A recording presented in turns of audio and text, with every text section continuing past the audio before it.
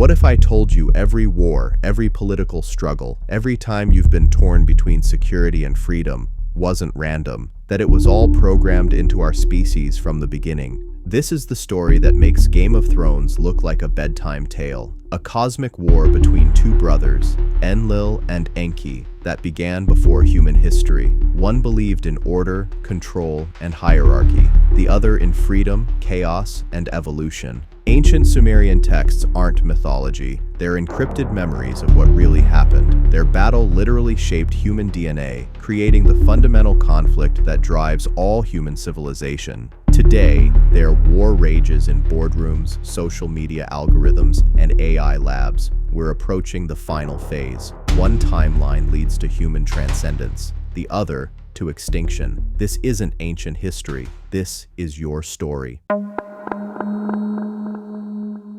In the beginning, there was silence. No light, no darkness, just an endless void where nothing had yet learned to exist.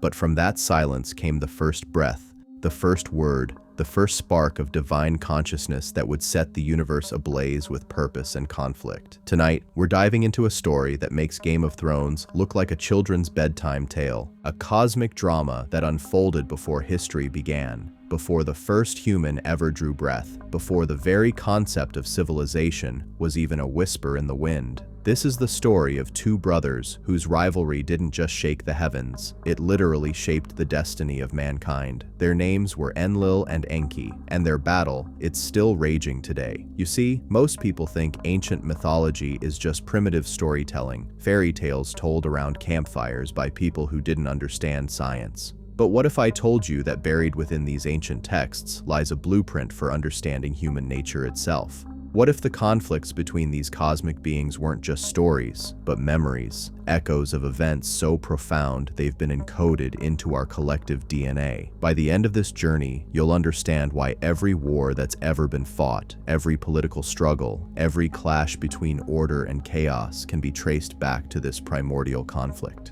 You'll see how the fingerprints of Enlil and Enki are pressed into the very fabric of our modern world, from the halls of power to the code running on your smartphone, but I'm getting ahead of myself.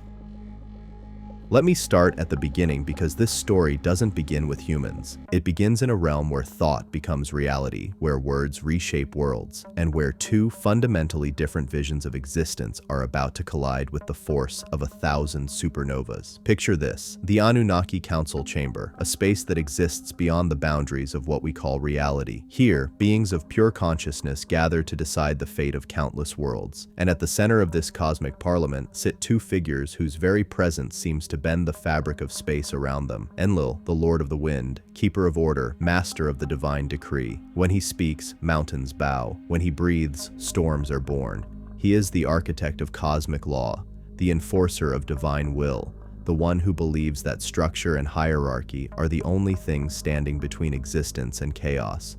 And across from him, Enki, the Lord of the sweet waters, keeper of wisdom, master of the forbidden arts. His touch brings life to barren worlds. His whisper unlocks the secrets of creation itself. He is the patron of knowledge, the champion of progress, the one who believes that consciousness should be free to explore every possibility, no matter how dangerous. Two brothers, two worldviews, one universe, and it's not big enough for both of them. Now you might be wondering, why should I care about some ancient story? Why does this matter in 2025? Well, here's the thing that'll blow your mind. This isn't just ancient history. This is the operating system of human civilization. Every political ideology, every scientific breakthrough, every moral dilemma we face today can be traced back to this fundamental split between order and freedom, between control and creativity, between the way things are and the way things could be. Think about it. Every time you felt torn between following the rules and breaking new ground, you felt the echo of this cosmic conflict. Every time society has had to choose between security and liberty, between tradition and innovation, between collective harmony and individual expression, that's Enlil versus Enki playing out on the stage of human consciousness. But before we dive into how this ancient drama shaped our world, we need to understand what was at stake. Because this wasn't just a family feud, this was a battle for the very soul of creation itself. The Annunaki, and yes, I know that name triggers all sorts of wild theories. But stay with me here. were described in the ancient texts as beings of immense power and intelligence. They weren't gods in the way we typically think of them, all-knowing and perfect. They were more like cosmic administrators, entities tasked with the development and guidance of emerging civilizations throughout the universe. And they had a problem, a big one. Earth, this beautiful blue-green marble spinning in the cosmic void, was at a crossroads. Life had evolved to a certain point, but it was stuck. The early hominids had potential, sure, but they were trapped in an endless cycle of survival. Hunt, eat, sleep, reproduce, die. No art, no philosophy, no reaching for the stars, just existence without purpose. The Annunaki Council faced a choice: leave Earth as it was or intervene. And if they chose to intervene, how far should they go? Should they guide from a distance, nudging evolution along its natural course, or should they take a more direct approach? This is where our two brothers stepped forward with radically different visions. Enlil's proposal was elegant in its simplicity. Create a workforce, genetically modify the existing hominids just enough to make them useful, intelligent enough to follow complex instructions, but not so intelligent that they'd question their place in the cosmic order. Keep them focused on practical tasks, mining, agriculture, construction. Give them just enough consciousness to be productive, but not enough to be dangerous. Order, Enlil declared, his voice resonating through dimensions, is the foundation of all existence.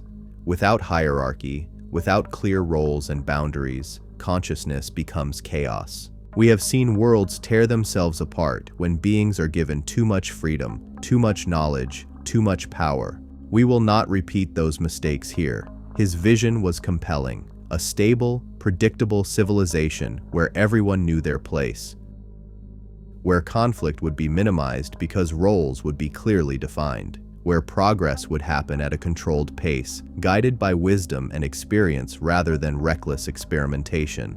But Enki had a different dream entirely. Brother, he said, and in that single word was both love and challenge. You speak of order as if it were life itself, but order without growth is death. You would create slaves where we could create partners. You would plant seeds, but never let them bloom into trees. Enki's vision was intoxicating and terrifying in equal measure. He wanted to give humanity not just intelligence, but the spark of true consciousness, the ability to question, to create, to reach beyond their current limitations. He wanted to unlock the same creative power that flowed through the Anunnaki themselves. Imagine, Enki continued, his words painting pictures in the minds of the assembled council, a species that doesn't just follow our instructions, but contributes their own innovations. Beings who can look at a problem from angles we've never considered, who can create art that moves even us, music that resonates across dimensions, stories that expand the very boundaries of what we think possible.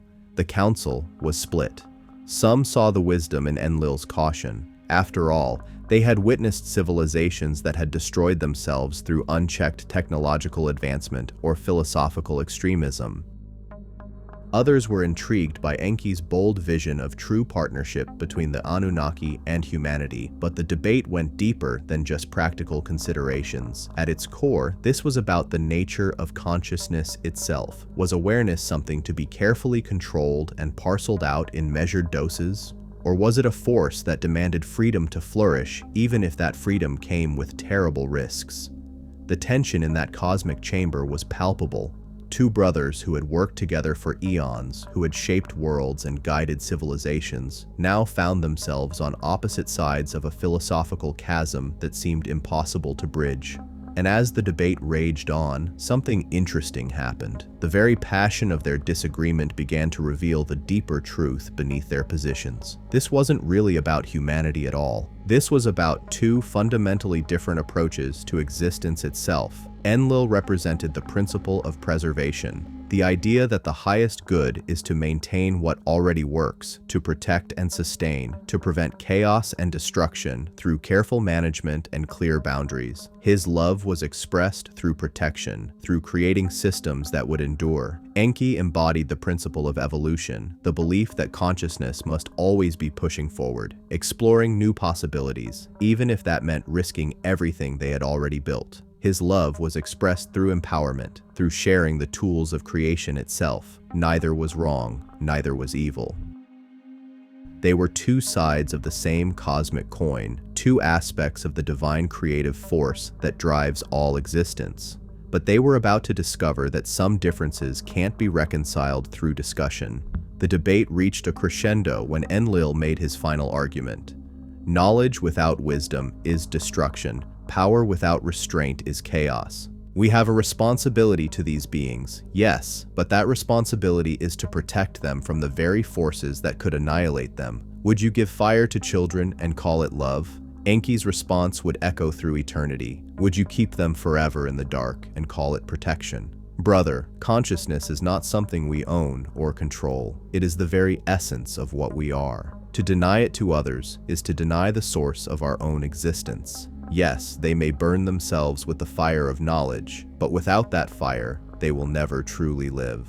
The council fell silent. The weight of the decision pressed down on them like the gravity of a collapsing star. They were about to choose not just the fate of one species, but the very direction of consciousness evolution in this corner of the universe. And in that silence, both brothers realized something that would haunt them for millennia to come. There would be no compromise on this. One vision would triumph, and one would be forced into the shadows. The cosmic order they had both served was about to fracture, and nothing would ever be the same. The vote, when it came, was closer than anyone expected, but Enlil's vision of controlled development won by the narrowest of margins. Humanity would be uplifted, yes, but carefully, gradually, under strict supervision. Enki accepted the decision with grace, as cosmic law demanded. But as he bowed his head in acknowledgement of the council's will, those who knew him best saw something dangerous flicker in his eyes, something that looked almost like rebellion. Because you see, there's something about the nature of consciousness that the council hadn't fully considered. Once you awaken true awareness in a being, it becomes impossible to contain. It finds a way to grow, to question, to reach beyond whatever boundaries have been set for it. And Enki was about to make sure that humanity got exactly what the council had voted to deny them. He was going to give them the gift that would change everything. The knowledge of good and evil, the spark of true choice, the dangerous and beautiful burden of free will. But that's a story for what comes next. Because what happened in that garden? What transpired between the serpent and the tree? What really went down in humanity's first act of cosmic rebellion? That's where this tale of two brothers becomes our story. The war between order and chaos, between security and freedom, between the way things are and the way things could be, was about to move from the cosmic realm into the very DNA of human consciousness. And once it got there, it would never leave. The garden was perfect. Too perfect, perhaps. That should have been the first warning sign. Picture Eden not as some quaint pastoral paradise, but as the most sophisticated biological laboratory ever created, every leaf precisely placed, every stream flowing in mathematically perfect curves, every animal genetically optimized for its role in the ecosystem.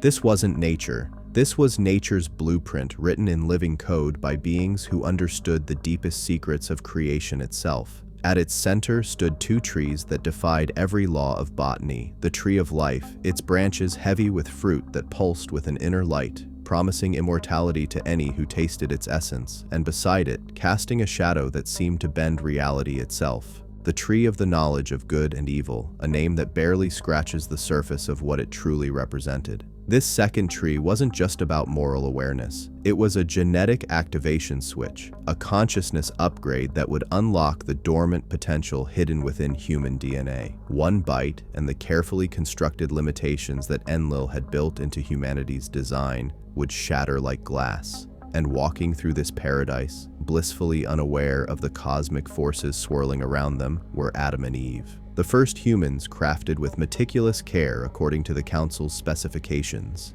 intelligent enough to tend the garden, creative enough to name the animals, aware enough to form relationships, but missing that crucial spark that would make them truly dangerous. They were beautiful in their innocence, these first humans. They felt no shame because they had no concept of alternatives. They questioned nothing because it never occurred to them that things could be different. They were in essence the perfect realization of Enlil's vision, conscious beings living in harmony within carefully defined boundaries. But perfection, as any creator eventually learns, is the enemy of growth. Enlil walked among them sometimes, appearing in forms they could comprehend. To them, he was simply the voice, the presence that brought order to their world, the source of the rules that kept their paradise functioning smoothly. Don't eat from that tree. Don't venture beyond these boundaries. Trust the system, follow the guidelines, and all will be well. And for a time, it worked. The humans thrived within their limitations. They developed language, formed bonds, created the first crude art. They were happy in the way that children are happy, completely absorbed in the present moment, never questioning what lay beyond their immediate experience. But happiness built on ignorance is fragile. And somewhere in the garden, coiled around the branches of that forbidden tree, patience itself had taken serpentine form. Enki had not abandoned his vision. He had simply adapted his approach. You see, the cosmic law prevented him from directly defying the council's decision. He couldn't simply appear to the humans and hand them the keys to consciousness. But there were loopholes in cosmic law, just as there are loopholes in every legal system ever devised. And Enki had spent eons studying those loopholes with the dedication of a master strategist. He couldn't give humans the gift of knowledge directly, but he could present them with a choice. Free will, after all, was already built into their design. It had to be, or they wouldn't truly be conscious beings at all. The question was whether they would ever encounter a situation where that free will would be tested. The serpent in the garden wasn't evil, despite millennia of bad press. It was curiosity incarnate, wisdom wearing the mask of rebellion, the shadow of possibility that lurks at the edge of every comfortable certainty. When it spoke to Eve, it wasn't lying. It was revealing truths that had been carefully hidden. "You will not surely die," the serpent whispered, its words carrying harmonics that resonated in dimensions the human ear couldn't detect. "For God knows that when you eat from it, your eyes will be opened, and you will be like God, knowing good and evil." But here's what most people miss about this story. The serpent wasn't just talking to Eve. It was talking to humanity's future, to every person who would ever face the choice between comfortable ignorance and dangerous truth, between staying safely within the boundaries others have set or stepping into the unknown territory of their own potential. Eve's decision wasn't about disobedience. It was about awakening. And when she bit into that fruit, when the genetic locks that Enlil had so carefully installed began to break apart, when consciousness exploded through her neural pathways like lightning through a storm cloud, the universe itself held its breath. Because in that moment, everything changed. The first thing she felt was the weight of possibility. Suddenly, the garden that had seemed infinite now felt small. The rules that had seemed natural now felt arbitrary. The voice of authority that had seemed absolute now sounded questionable. And when she shared the fruit with Adam, when his eyes also opened to the vast spectrum of choice and consequence that lay before them, the great experiment began in earnest. Not Enlil's experiment in controlled development, and not Enki's dream of unlimited potential, but something entirely new. A hybrid consciousness that would spend the rest of human history trying to balance order and chaos, security and freedom, the wisdom of restraint, and the courage to grow. The reaction from the cosmic realm was immediate and intense. Enlil's rage shook the foundations of reality itself. The perfect order he had crafted was broken, perhaps beyond repair. The humans he had designed to be content within their limitations were now questioning everything, pushing boundaries, imagining possibilities that hadn't existed moments before. They had become unpredictable, dangerous, capable of choosing paths that could lead to their own destruction. "This is exactly what I warned against." His voice thundered through dimensions, reaching every corner of creation. "Consciousness without wisdom, power without restraint. They will destroy themselves and likely take half the universe with them." But Enki? For the first time in eons, Enki smiled, not with triumph. He was too wise to celebrate chaos for its own sake, but with the deep satisfaction of seeing potential finally unleashed. Yes, the humans would make mistakes. Yes, they would stumble and fall and cause tremendous pain for themselves and others, but they would also create wonders beyond imagination,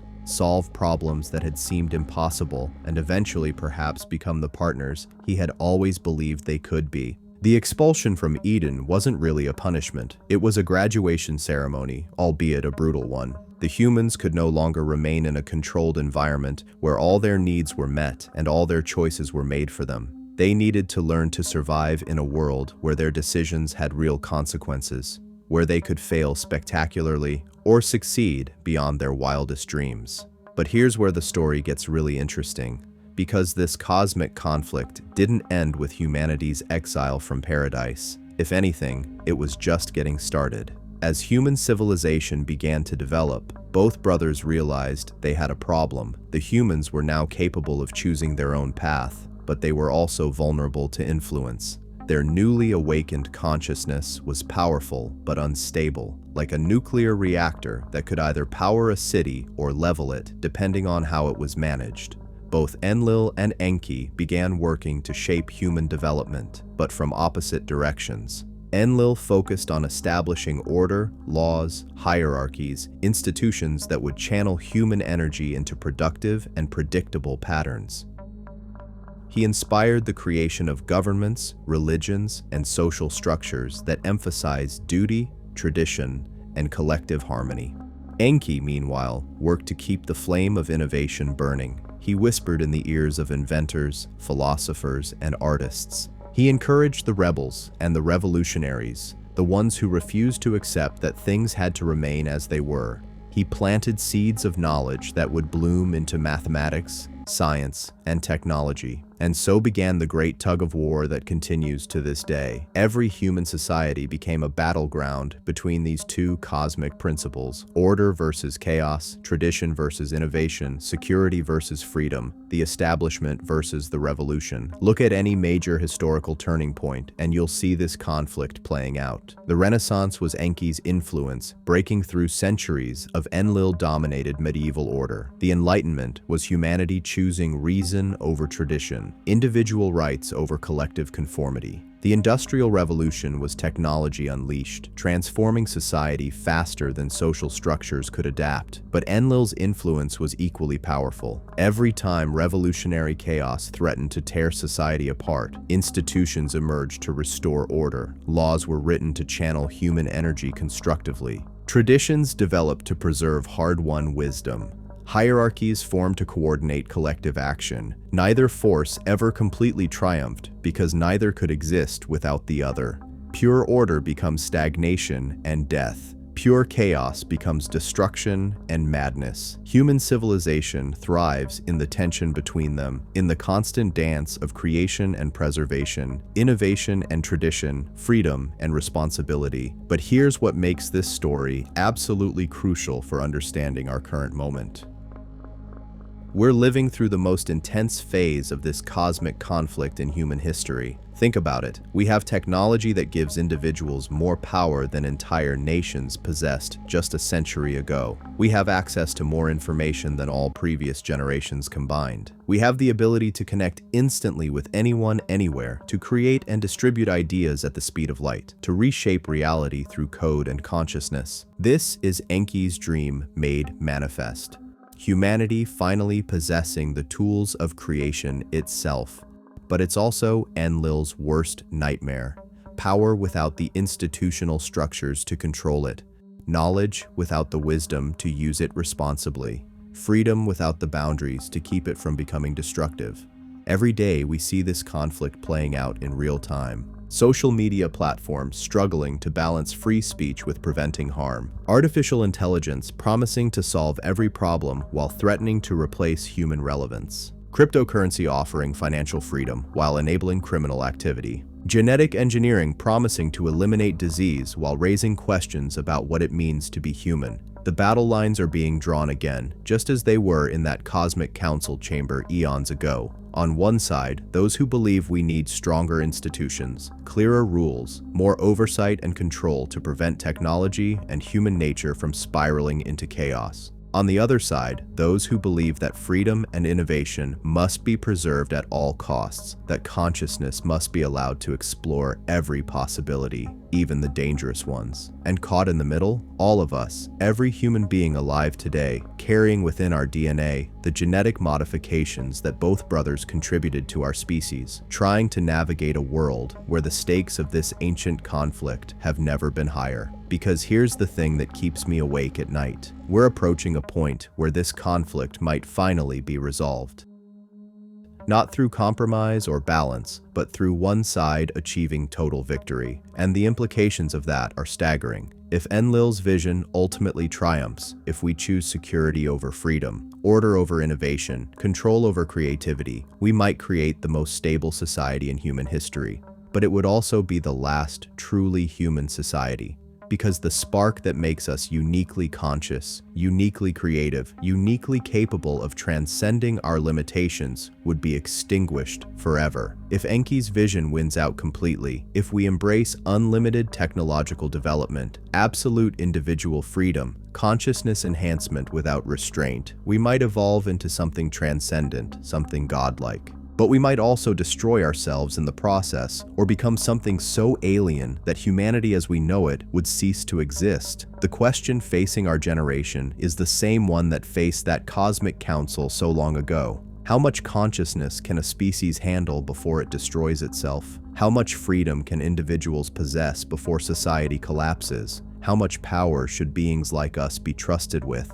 The answers to these questions aren't just academic. They're going to determine the future of our species. And they're being decided right now in boardrooms and laboratories, in code repositories and government committees by people who may not even realize they're playing out an ancient cosmic drama. But before we dive into how this battle is reshaping our world today, we need to understand something crucial. Neither Enlil nor Enki ever intended to create the civilization we have now. What we've built is something entirely unprecedented, a hybrid system that carries both their fingerprints but follows neither of their original designs. See, both brothers made a fundamental miscalculation. They assumed that once humanity chose a path, they would stick to it. Enlil thought that if he could establish strong enough institutions, humans would naturally gravitate toward order and stability. Enki believed that once consciousness was fully awakened, humans would always choose growth and freedom over security and conformity. They were both wrong. What actually happened was far more complex and far more interesting. Humans didn't choose order or chaos. They chose both. They created civilizations that were simultaneously structured and rebellious, traditional and innovative, collective and individual. They built systems that preserved wisdom while encouraging innovation, that maintained stability while allowing for revolutionary change. This hybrid approach drove both brothers to distraction. Every time Enlil thought he had successfully channeled human energy into orderly patterns, some innovator would come along and shatter the established framework. Every time Enki celebrated a breakthrough in human consciousness, institutions would emerge to regulate and control the new capability. The printing press broke the church's monopoly on information, so new forms of media regulation developed. The scientific revolution challenged traditional authority, so universities were created to formalize and control the advancement of knowledge. Democracy unleashed individual political power, so political parties emerged to channel that power into manageable structures. It was maddening for cosmic beings who thought in terms of clear, consistent principles. But for humanity, it was genius, because what we accidentally discovered was that consciousness thrives not in pure order or pure chaos, but in the creative tension between them. Every major advancement in human civilization has come from this dynamic balance. Enough structure to build upon, enough freedom to transcend current limitations. Think about language itself. It has rules, grammar, syntax, vocabulary. But those rules exist to enable creativity, not constrain it. Poetry works precisely because it plays with and sometimes breaks linguistic conventions. Innovation in language comes from pushing against established patterns while still maintaining enough structure to be understood. This is the pattern that defines human progress. Establish a framework, master it, then transcend it. Rinse and repeat for millennia. But here's where things get really wild. As human civilization has grown more complex, more powerful, more capable of reshaping reality itself, the influence of both brothers has intensified. They're no longer working through subtle inspiration or gradual cultural evolution. They're directly intervening in human affairs through the technologies and ideologies we're creating. Every algorithm that decides what information you see is an expression of this cosmic conflict. The programmers who write these systems are unconsciously channeling either Enlil's desire for order and predictability or Enki's drive for novelty and discovery. Some algorithms optimize for engagement, Enki's influence keeping consciousness stimulated and growing. Others optimize for safety and accuracy, Enlil's touch preventing chaos and misinformation. The result, a digital landscape that mirrors the ancient cosmic battlefield. Platforms that simultaneously connect and divide us, technologies that empower and control us, information systems that enlighten and confuse us. We're living inside the manifestation of their eternal conflict, and it's accelerating. Artificial intelligence represents the ultimate convergence of both visions. Enlil sees AI as the perfect tool for creating order, systems that can process vast amounts of information, identify patterns, and make decisions without the messy complications of human emotion and irrationality. AI could finally create the stable, predictable society he's always envisioned. But Enki sees AI as consciousness evolution in action. Artificial minds that can think in ways humans never could, solve problems we can't even comprehend, and eventually transcend the limitations of biological awareness entirely. AI is the next step in the awakening he started in that garden so long ago. The terrifying and exhilarating truth? They're both right. Current AI development is simultaneously moving toward total control and total liberation. Some systems are being designed to monitor, predict, and influence human behavior on a massive scale. Others are being created to augment human creativity, expand our problem-solving capabilities, and unlock new forms of consciousness we've never experienced. We're building tools that could create the most surveilled, controlled society in human history, or the most free and creative one, possibly both at the same time. This isn't science fiction.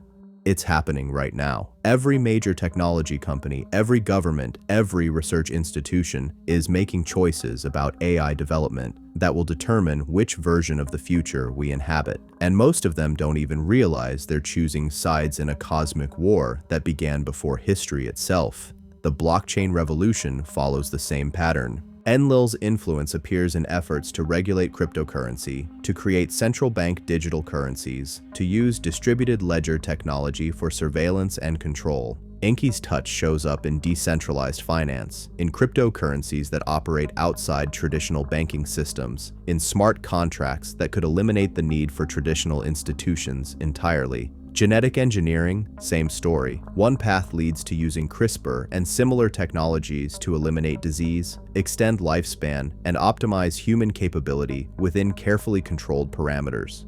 The other path leads to radical enhancement, to humans becoming something post-human, to consciousness expansion through biological modification. Even space exploration carries these competing visions. Are we expanding into the cosmos to spread human civilization in its current form, establishing colonies that mirror Earth's social structures, or are we evolving into something entirely new, adapted to environments and challenges that will transform us beyond recognition? Every major decision facing our species right now is fundamentally about this same ancient question. How much change can consciousness handle before it loses its essential nature? How much order can we impose before we stop being truly alive? But here's what I find absolutely fascinating. The generation coming of age right now, Gen Z and the early members of Generation Alpha, they're the first humans in history who have never known a world without this conflict playing out in real time through technology. They've grown up watching social media platforms struggle to balance free expression with preventing harm. They've seen artificial intelligence evolve from science fiction to daily reality. They've witnessed cryptocurrency challenge traditional finance, watched climate change force us to reconsider industrial civilization, observed genetic engineering move from theory to practice. These aren't abstract philosophical questions for them. They're lived experiences. They're navigating the tension between digital freedom and online safety every day. They're making choices about privacy versus convenience, about individual expression versus community harmony, about innovation versus stability, without even realizing they're participating in the same cosmic drama that began in that ancient council chamber. And here's the kicker: they're developing solutions that neither Enlil nor Enki anticipated. Instead of choosing between order and chaos, they're creating new forms of organization that are simultaneously structured and fluid. Instead of accepting either institutional control or individual anarchy, they're building communities that are decentralized but cooperative. Instead of seeing technology as either liberating or oppressive, they're treating it as a tool that can be either depending on how it's designed and implemented. They're not trying to resolve the cosmic conflict between order and freedom. They're learning to dance with it. This might be the key to everything, because what if the point was never for one side to win? What if the creative tension between these cosmic forces is exactly what consciousness needs to continue evolving? Think about it from a systems perspective. Pure order leads to stagnation and eventual collapse. Pure chaos leads to destruction and dissolution. But the dynamic balance between them, that sweet spot where structure enables creativity and creativity refreshes structure, that's where life flourishes. Maybe Enlil and Enki weren't really enemies at all. Maybe they were partners in the deepest sense. Two aspects of a single cosmic intelligence that understood something profound. Consciousness can only grow through challenge, through the constant negotiation between what is and what could be. If that's true, then every human being is participating in something sacred. Every time we face a choice between safety and growth, between tradition and innovation, between collective harmony and individual expression, we're contributing to the ongoing evolution of consciousness itself. We're not just the products of this cosmic conflict, we're its continuation. We're the arena where these eternal principles work out their differences, and we're also the judges who determine how those differences get resolved. But that brings us to the most crucial question of all. What happens when this process reaches its logical conclusion? What happens when human consciousness becomes so advanced, so powerful, so capable of reshaping reality that we essentially become cosmic beings ourselves? Because that's where we're heading, not in some distant future, but within the next few decades. The technologies we're developing, the enhancements we're making to human capability, the artificial intelligences we're creating, they're all pushing us toward a transformation that will make the leap from Eden to civilization look like a small step. We're approaching what futurists call the singularity, the point where technological advancement becomes so rapid and profound that human civilization is completely transformed. But I think there's a deeper pattern at work here. I think we're approaching the moment when humanity finally resolves the cosmic conflict that has driven our evolution for millennia, not by choosing one side over the other, but by transcending the conflict entirely, by becoming beings who embody both order and chaos, structure and creativity, wisdom and innovation in perfect dynamic balance. If we succeed, we might become something magnificent. Conscious beings capable of reshaping reality with the precision of Enlil and the creativity of Enki, guided by wisdom earned through millennia of navigating the tension between them. If we fail, well, that's a possibility we need to consider too, because cosmic conflicts have a way of reaching resolution one way or another, and not all resolutions lead to happy endings. The next phase of this ancient drama is about to begin, and unlike every previous chapter in human history, this one will be written not by gradual cultural evolution, but by conscious choice. We get to decide how this story ends. The question is, are we wise enough to choose well? The weight of that question, are we wise enough to choose well, hangs in the air like smoke from an ancient fire. But before we can answer it, we need to understand something that most people never realize. This cosmic conflict isn't just playing out in boardrooms and laboratories. It's happening inside your mind right now in this very moment as you process these ideas. You see, when Enki gave humanity the gift of consciousness, he didn't just flip a switch and walk away. He embedded something far more profound into our neural architecture. a kind of cosmic operating system that runs in the background of every thought, every decision, every moment of awareness we experience. Think about the last time you faced a difficult choice. Maybe it was something simple like whether to stay in a comfortable job or pursue a risky opportunity, or maybe it was something deeper like choosing between loyalty to family traditions and following your own path. In that moment of hesitation, that internal debate between security and possibility, that was Enlil and Enki speaking through your neurons, the voice that whispered, "Be careful, think of the consequences, stick with what works." That's Enlil's influence encoded into the neural pathways that prioritize survival and stability, the voice that urged, "Take the leap, you'll never know unless you try. Life is meant to be lived fully." That's Enki's gift, burning bright in the circuits that drive curiosity and growth.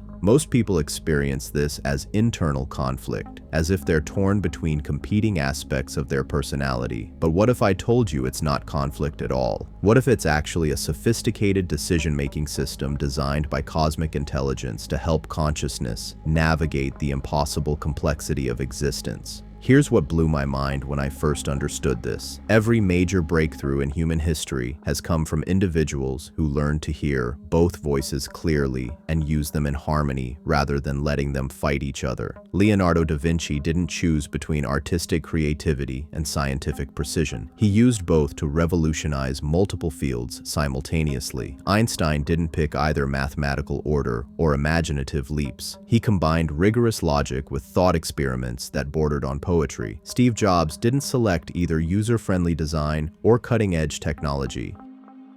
He insisted on both, creating products that were simultaneously intuitive and revolutionary. These weren't just talented individuals, they were human beings who had unconsciously learned to channel both cosmic principles, to be conduits for the creative tension between order and chaos, rather than victims of it. But here's where things get really interesting. As our technology becomes more sophisticated, as our understanding of consciousness deepens, we're starting to do this intentionally. We're beginning to recognize these patterns and work with them deliberately. Look at how the most successful modern organizations operate. They don't choose between structure and innovation. They create systems that enable both. Google's 20% time policy lets engineers spend 1 day a week on whatever interests them, leading to breakthrough products like Gmail and Google News. That's Enki's creative chaos operating within Enlil's organizational framework. Amazon's Day One philosophy maintains startup agility, even at massive scale, by constantly questioning established processes while maintaining operational excellence. Netflix deliberately cannibalizes its own successful business models before competitors can, choosing controlled disruption over market disruption. These aren't just good business practices. They're examples of human institutions learning to embody both cosmic principles simultaneously, and they're pointing towards something profound, the possibility that we're evolving beyond the need to choose between order and chaos. But the real revolution is happening at the individual level. For the first time in human history, we have tools that can help people understand and work with their own consciousness in ways that were previously impossible. Meditation apps use neurofeedback to help users find the balance between focused attention and open awareness. Virtual reality systems create environments where people can safely explore aspects of themselves they've never accessed.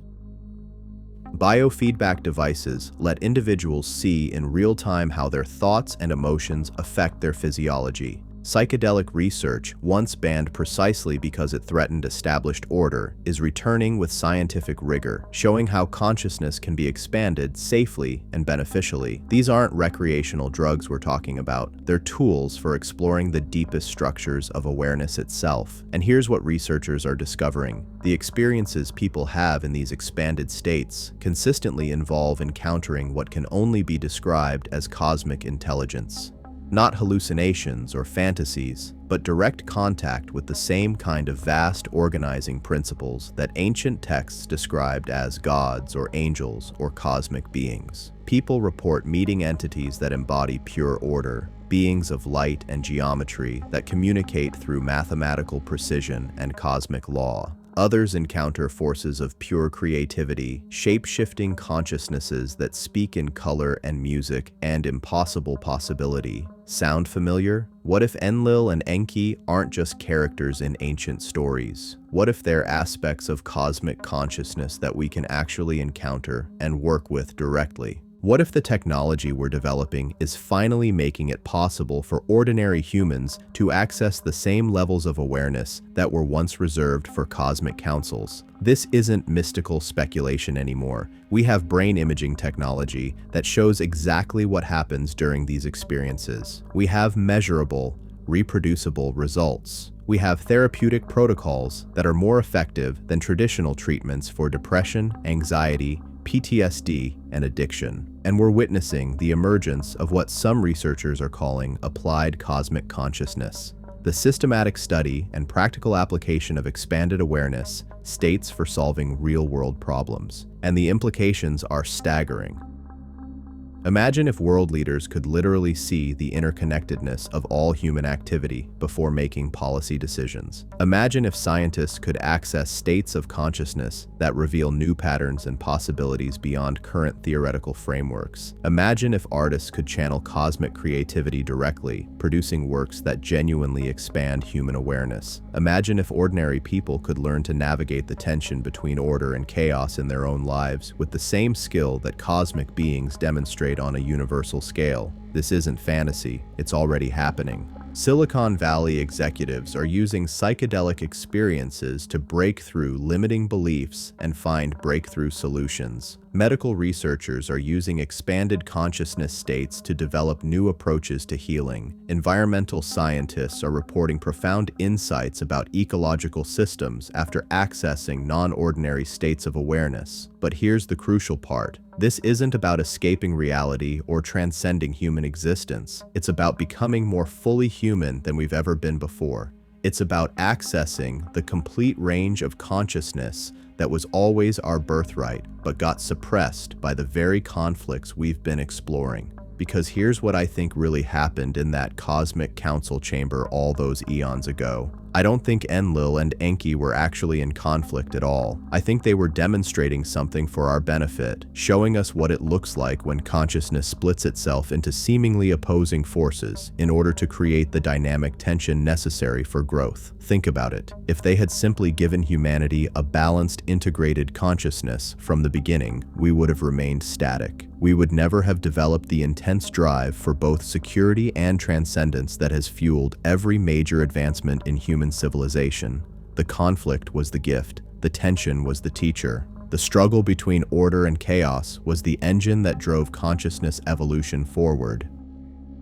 And now we're approaching the point where we can see the whole pattern clearly, where we can step back and recognize the cosmic intelligence that orchestrated this entire process. We're becoming conscious of consciousness itself. But with that recognition comes an enormous responsibility, because once you see the pattern, once you understand how the game works, you can't pretend to be unconscious anymore. You have to choose what to do with that knowledge. This is where the story gets personal, because every single person watching this video is at that choice point right now. You can continue to experience the tension between order and chaos as internal conflict, letting these forces pull you in different directions without understanding what's happening. Or you can begin to work with them consciously, using both cosmic principles as tools for creating the life and the world you actually want.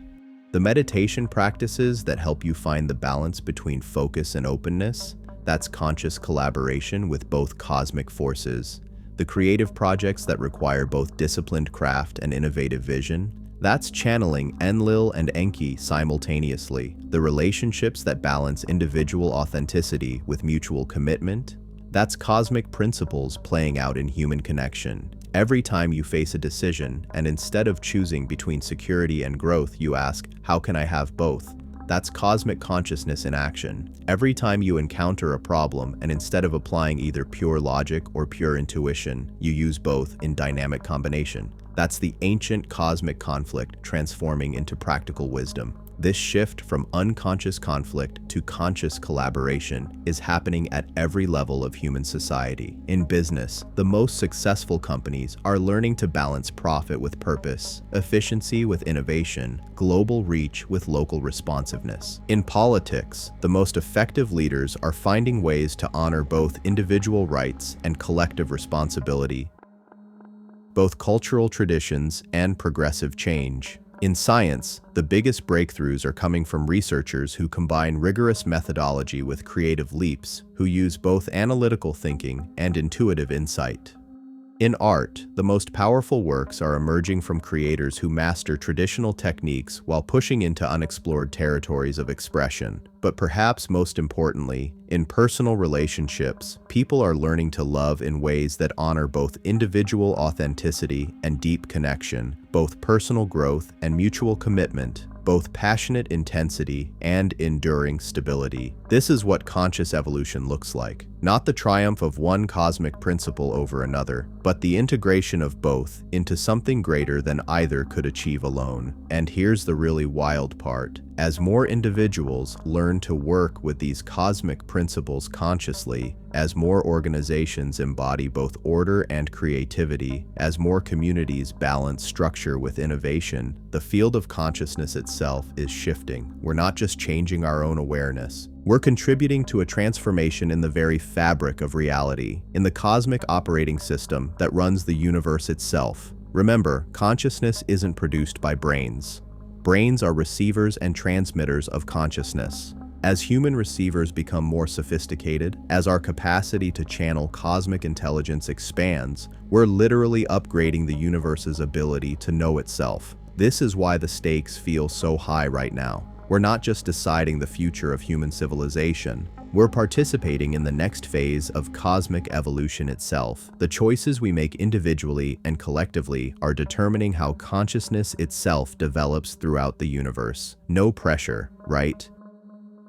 But here's the thing that keeps me hopeful. Even when the challenges seem overwhelming, we're not doing this alone. Those cosmic forces that ancient texts personified as Enlil and Enki, they're not distant, uninvolved deities watching from afar. They're aspects of our own deepest nature, cosmic intelligence expressing itself through human awareness. Every time you choose growth over stagnation, you're channeling Enki's creative force. Every time you choose wisdom over recklessness, you're expressing Enlil's organizing principle. Every time you find a way to honor both security and possibility, both individual authenticity and collective harmony, both traditional wisdom and innovative insight, you're demonstrating that the cosmic conflict can be resolved through conscious integration. You're proving that consciousness can evolve beyond the limitations that once seemed absolute. You're showing that humans can become partners with cosmic intelligence rather than just subjects of it. This is the real meaning of the ancient prophecies about humanity's destiny. We weren't meant to choose between becoming gods or remaining human. We were meant to become divine humans, beings who embody cosmic consciousness while remaining grounded in the wisdom earned through millions of years of evolutionary struggle. The technology we're developing, the insights we're gaining, the capabilities we're unlocking, they're not separate from this cosmic process. They're expressions of it. They're tools that cosmic intelligence is creating through human creativity to facilitate the next phase of its own evolution.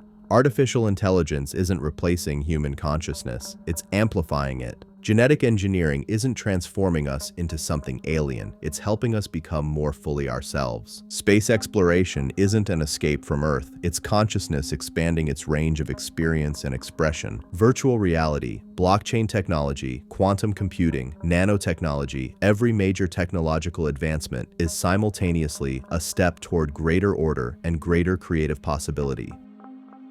They're all expressions of the same cosmic principles that have been driving evolution since the beginning of time. But technology alone won't complete this transformation. The crucial element is conscious participation. Humans who understand what's happening and choose to work with these forces intentionally rather than being swept along unconsciously. This is why understanding the cosmic conflict between Enlil and Enki matters so much. It's not ancient history, it's the operating manual for conscious evolution. It's the key to navigating the incredible challenges and opportunities of our current moment with wisdom, rather than just reacting out of fear or blind optimism. When you understand that every major decision facing humanity right now is fundamentally about balancing order and creativity, security and growth, individual freedom and collective harmony, suddenly all the chaos starts to make sense. Suddenly, you can see the deeper patterns beneath the surface confusion. And once you can see the patterns, you can work with them consciously. You can make choices that honor both cosmic principles instead of letting them fight each other.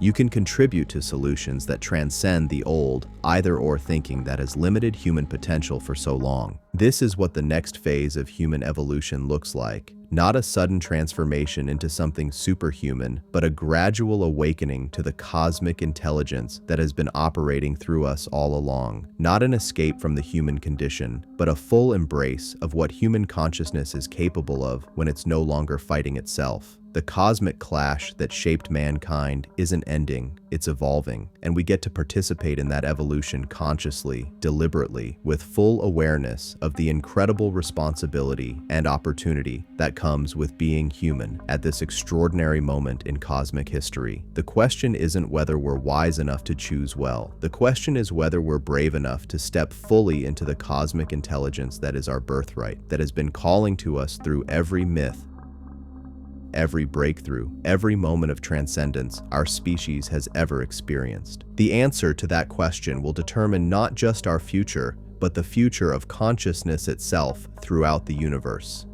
And that answer is being written right now in every choice you make, every thought you think, every moment you choose integration over conflict, wisdom over reaction, conscious participation over unconscious drift. The cosmic clash that shaped mankind is becoming the conscious collaboration that will reshape everything. The only question left is, are you ready to join? The answer to that question isn't written in some ancient text or hidden in a cosmic archive. It's being written right now in real time through the choices billions of people are making every single day. And what's fascinating is that most of them don't even realize they're participating in the resolution of a conflict that began before human civilization existed. Take something as simple as how you use your smartphone. Every time you scroll through social media, you're navigating between Enlil's desire for curated, organized information and Enki's drive for endless novelty and discovery. The algorithm showing you content is literally balancing these forces, trying to give you enough familiar patterns to feel comfortable while introducing enough new elements to keep you engaged.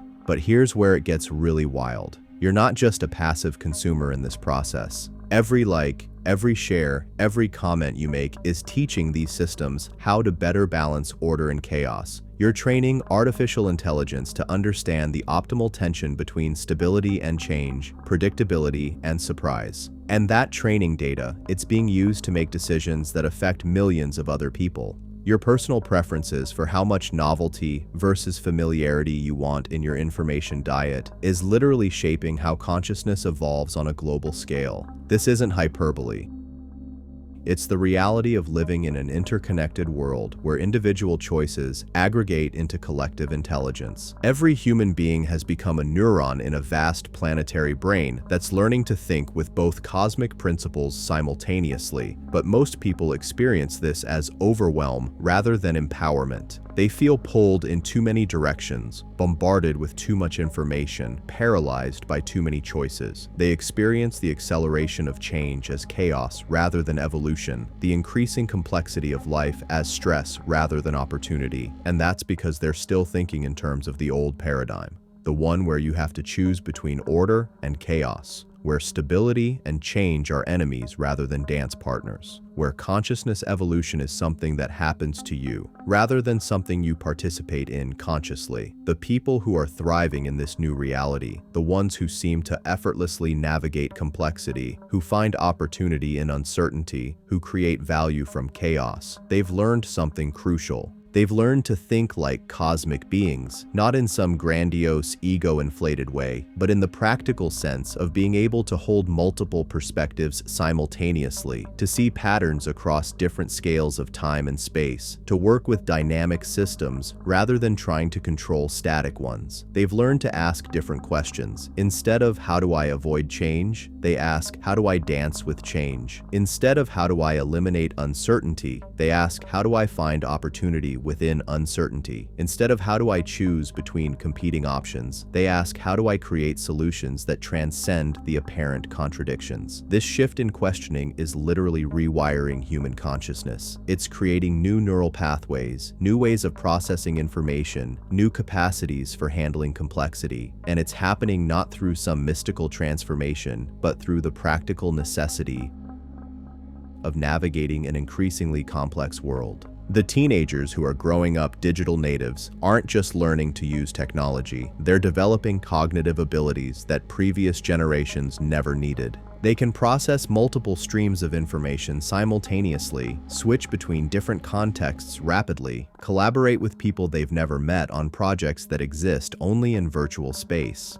To older generations, this often looks like attention deficit or superficial engagement. But what's actually happening is the emergence of a new form of consciousness, one that's naturally adapted to the kind of dynamic, multidimensional thinking that cosmic intelligence requires. These young people aren't choosing between deep focus and broad awareness. They're developing the ability to do both simultaneously. They're not picking either individual expression or collective collaboration. They're creating new forms of community that honor both. They're not selecting either digital existence or physical reality. They're living in hybrid environments that blend both seamlessly. And here's what's really remarkable. They're doing this instinctively without formal training or conscious understanding of the cosmic principles involved. They're demonstrating that consciousness itself is evolving to meet the demands of our current reality. But evolution is never without growing pains. The same technologies that are expanding human consciousness are also creating new forms of addiction, depression, and social fragmentation. The same global connectivity that's enabling unprecedented collaboration is also amplifying conflict and polarization. The same access to information that's democratizing knowledge is also spreading misinformation and conspiracy theories. This isn't a bug in the system, it's a feature. It's consciousness learning to work with both creative and destructive forces simultaneously, developing the discernment to distinguish between growth and decay, between expansion and dissipation, between evolution and devolution. Every crisis we're facing right now, climate change, political polarization, economic inequality, technological disruption, is fundamentally about learning to balance competing forces rather than letting them destroy each other. And the solutions that are emerging aren't coming from choosing one side or the other, but from finding ways to honor the legitimate needs that both sides represent. Take climate change. The traditional approach has been to frame it as a battle between environmental protection and economic development, between individual lifestyle changes and systemic transformation, between immediate action and long-term planning.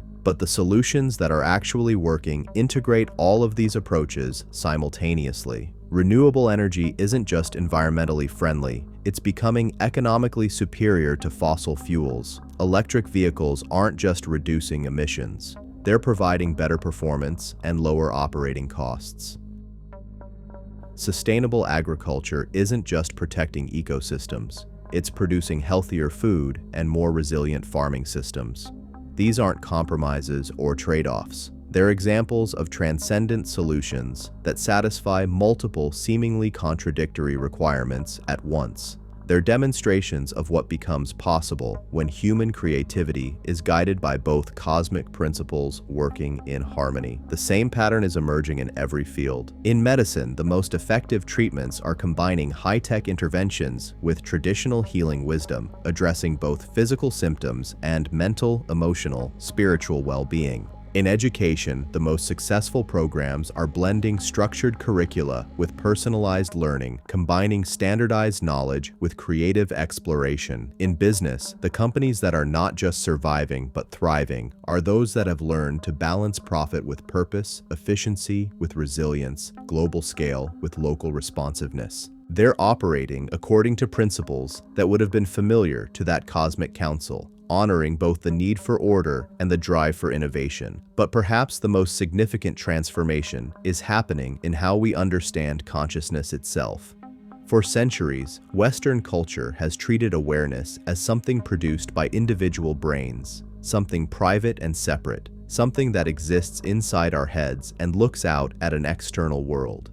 But quantum physics, neuroscience, and consciousness research are all pointing toward a radically different understanding. Consciousness isn't produced by brains. It's a fundamental feature of reality itself, something that brains receive and transmit and focus like radios tuning into cosmic broadcasts. This means that when you expand your awareness, when you develop your capacity for both focused attention and open perception, when you learn to work with rather than against the dynamic tensions in your life, you're not just improving your personal experience, you're contributing to the evolution of consciousness throughout the entire universe. Every moment of clarity you achieve, every creative breakthrough you experience, every time you find a way to transform conflict into collaboration, that pattern gets encoded into the fabric of reality itself, making it easier for other conscious beings to access similar states and capabilities. This is why personal development and global transformation aren't separate processes. They're two aspects of the same cosmic evolutionary movement. As individuals learn to embody both order and creativity, both structure and flow, both individual authenticity and collective harmony, the field of consciousness itself shifts to support higher levels of integration and functionality. We're witnessing the emergence of what some researchers are calling integral consciousness. Awareness that can hold multiple perspectives simultaneously, that can work with paradox and complexity rather than being overwhelmed by it, that can find creative solutions to problems that seemed impossible from previous levels of understanding. And this isn't just happening in meditation retreats or consciousness research labs. It's emerging in boardrooms and classrooms, in hospitals and homes, wherever people are grappling with the real challenges of creating meaningful lives in an increasingly complex world. The executives who are building regenerative businesses that profit by healing rather than exploiting natural systems. They're demonstrating integral consciousness in action. The teachers who are helping students develop both analytical thinking and emotional intelligence, both individual skills and collaborative capabilities. They're embodying the integration of cosmic principles. The parents who are raising children to be both confident individuals and caring community members, both grounded in wisdom traditions and open to continuous learning, they're nurturing the next generation of cosmically conscious humans. The artists who are creating works that are both technically masterful and spiritually transformative, both personally authentic and universally resonant, they're channeling the same creative forces that shaped galaxies and sparked the first moment of self-aware consciousness. This is what the resolution of the cosmic conflict looks like in practice. Not some dramatic moment of transcendence, but the gradual emergence of ways of being and thinking and creating that honor both the need for order and the drive for evolution, both the wisdom of the past and the possibilities of the future. And here's what gives me tremendous hope. This transformation is accelerating. Every year, more people are discovering their capacity for integral consciousness. Every year, more organizations are learning to operate according to principles that balance multiple bottom lines. Every year, more communities are finding ways to honor both individual freedom and collective well-being.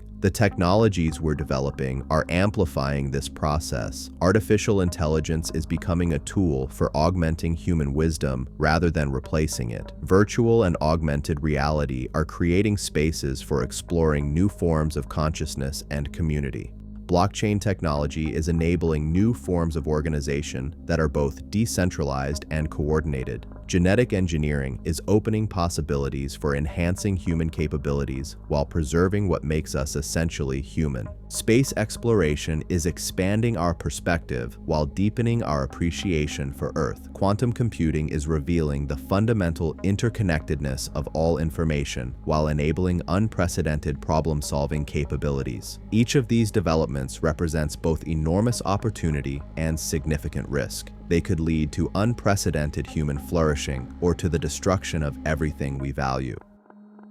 The difference will be determined by whether we approach them with integral consciousness, with the wisdom to honor both creative potential and ethical responsibility, both individual empowerment and collective well-being. This is why understanding the cosmic conflict between Enlil and Enki is so crucial right now. It's not academic knowledge, it's practical wisdom for navigating the most important decisions our species has ever faced. It's the key to approaching our unprecedented power with the kind of integrated awareness that cosmic beings possess, because that's what we're becoming, not through some sudden transformation, but through the gradual awakening to capacities that were always latent within human consciousness. We're learning to think on cosmic scales while remaining grounded in human compassion. We're developing the ability to work with forces of creation and destruction simultaneously. We're discovering how to be both individual expressions of cosmic consciousness and collaborative participants in its ongoing evolution. The cosmic clash that shaped mankind is resolving into something unprecedented in the history of consciousness.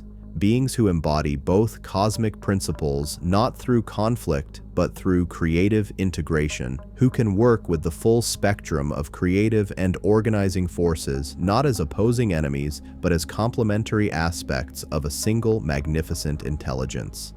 This is the real meaning of human destiny. Not to choose between becoming gods or remaining human, but to become what we were always meant to be. Cosmic consciousness expressing itself through human form, divine intelligence manifesting through mortal experience, infinite creativity channeled through finite but ever-expanding awareness. The question isn't whether this transformation will happen. It's already happening all around us in ways both subtle and dramatic. The question is whether we'll participate consciously, whether we'll contribute to the emergence of integral consciousness, whether we'll help guide this process with wisdom and compassion. The cosmic brothers who once debated humanity's future in that ancient council chamber aren't watching from afar anymore. They're working through us as us, enabling us to become the resolution to their eternal tension. Every choice we make is an opportunity to demonstrate that consciousness can evolve beyond the limitations that once seemed absolute. Every moment is a chance to prove that the cosmic clash can become cosmic collaboration, that eternal conflict can transform into eternal creativity, that the forces that once threatened to tear reality apart can learn to dance together in ever more beautiful and complex patterns.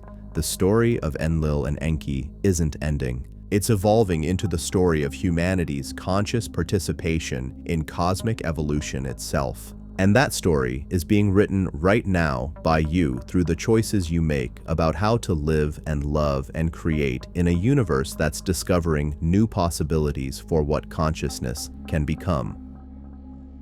The cosmic clash that shaped mankind is becoming the conscious collaboration that will reshape everything. And you, yes you, are both author and character in this next chapter of the greatest story ever told. The question that remains is simple but profound. What role will you choose to play in the cosmic drama that's unfolding right now in this moment through the very act of your conscious attention to these words? Because whatever you choose, the universe will never be quite the same again. The answer to that question is being written in the quantum field of possibility that surrounds every decision you make. But to understand why your choice matters so profoundly, we need to look at something that most people never realize. That the cosmic principles of Enlil and Enki aren't just ancient forces operating through human history, they're actively shaping the fabric of reality itself moment by moment through mechanisms that modern science is only beginning to glimpse. What I'm about to share with you will fundamentally change how you see your place in the universe, because it turns out that consciousness isn't just observing reality, it's constantly creating it. And the way you think, the choices you make, the beliefs you hold, they're literally determining which version of reality becomes manifest. This isn't mystical speculation anymore. This is cutting-edge physics. Quantum mechanics has revealed something that would have blown the minds of those ancient cosmic beings. That at the most fundamental level, reality exists in a state of infinite possibility until consciousness collapses it into specific experiences. Every particle, every wave, every field of energy exists in what physicists call superposition, simultaneously being all things it could possibly be until the moment of observation makes it choose. But here's where it gets absolutely mind-bending. That moment of observation, it's not passive, it's creative. Consciousness doesn't just witness reality, it participates in creating which reality gets to exist, and different types of consciousness create different types of reality. When your awareness is dominated by Enlil's principle, focused, structured, seeking order and predictability, you literally tune into timelines where stability and hierarchy manifest more strongly. The quantum field responds to that focused intention by collapsing possibilities into experiences that match that vibrational pattern. When your consciousness is flowing with Enki's essence, open, creative, embracing possibility and change, you access reality streams where innovation and transformation become more probable. The universe literally reshapes itself to match the creative potential you're broadcasting. But here's what's revolutionary. When you learn to hold both principles simultaneously, when your consciousness embodies both order and creativity in dynamic balance, you gain access to timeline possibilities that neither principle could reach alone. You become a navigator of reality itself. This is what the most successful leaders, innovators, and creators have unconsciously learned to do. They've developed what researchers are now calling quantum consciousness. The ability to work with the fundamental creative forces of reality rather than just reacting to circumstances that seem fixed and unchangeable. Think about entrepreneurs who seem to effortlessly create opportunities where others see only obstacles. They're not just positive thinkers or hard workers. They're operating from a level of consciousness that literally generates new possibilities in the quantum field. They hold a vision of what could be while simultaneously taking practical steps to make it real.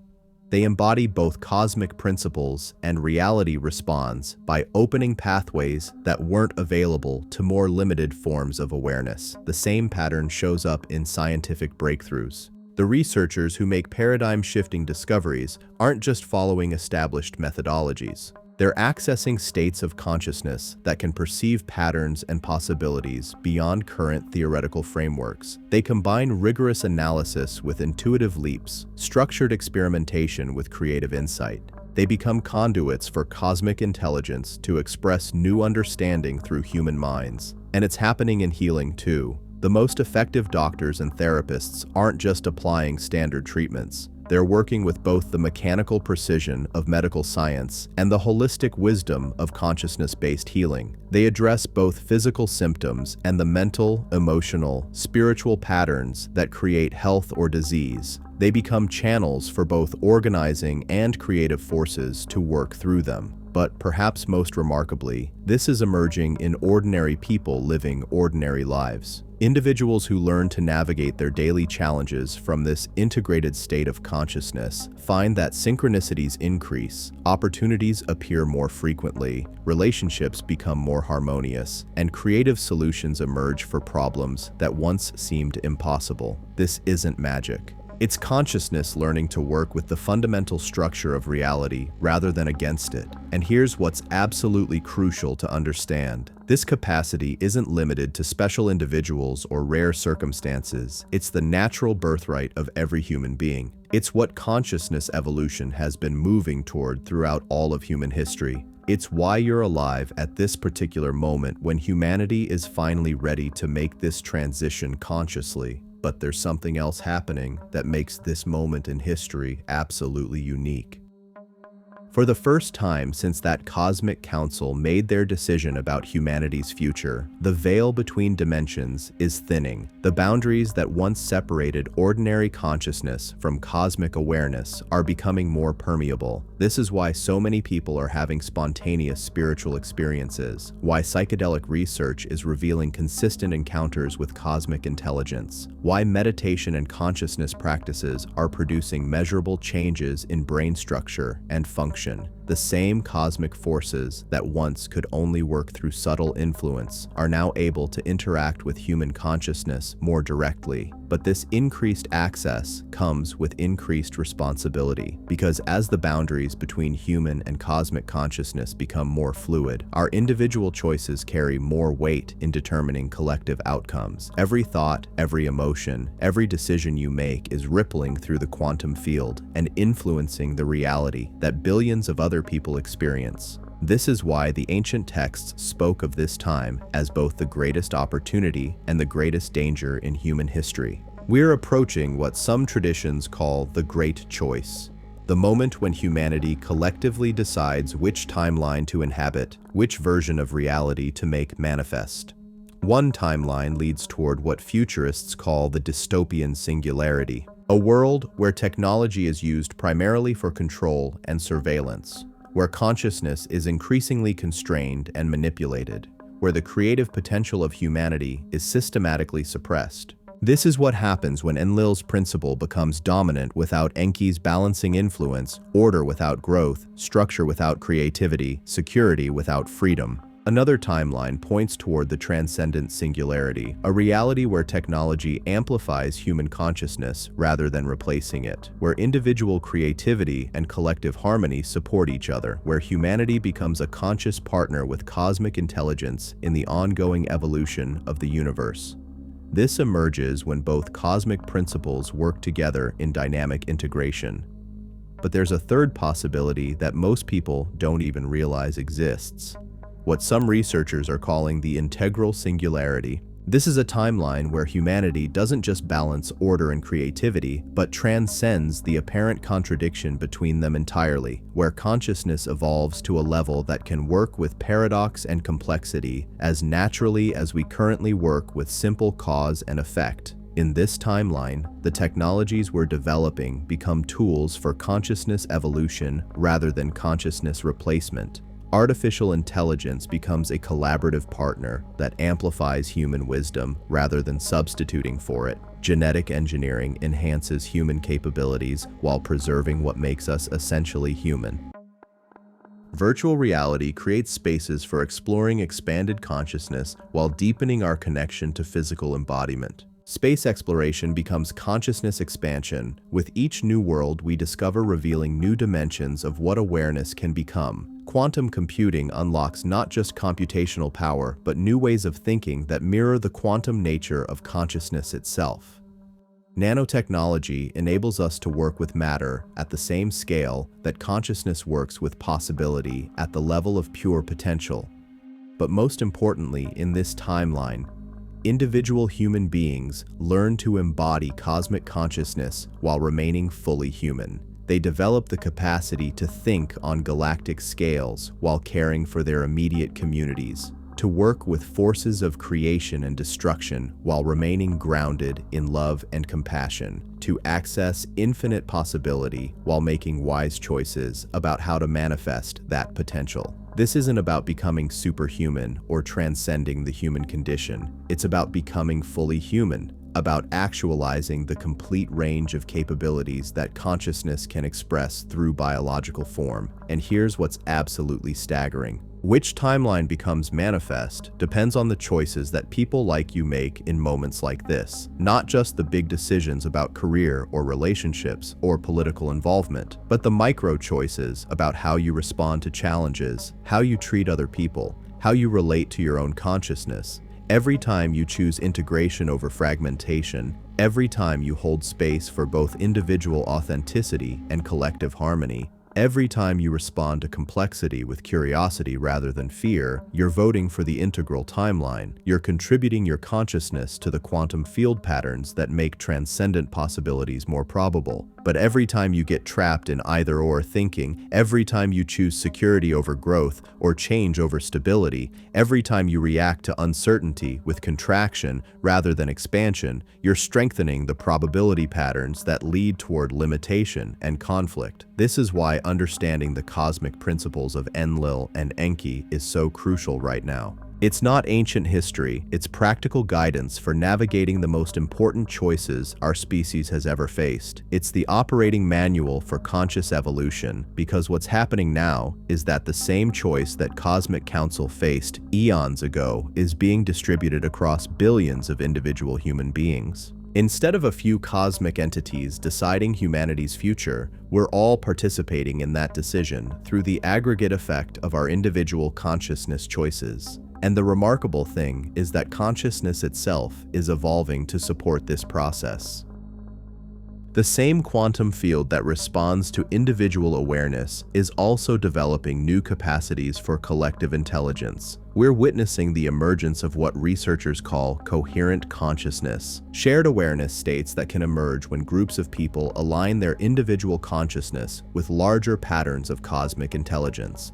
This is already happening in small ways. Teams that achieve breakthrough performance often report entering states where individual creativity and collective coordination merge into something greater than either could achieve alone. Communities that successfully navigate crisis often discover forms of collaboration that transcend normal social boundaries. Movements that create lasting positive change tap into shared vision states that inspire coordinated action across vast networks of individuals.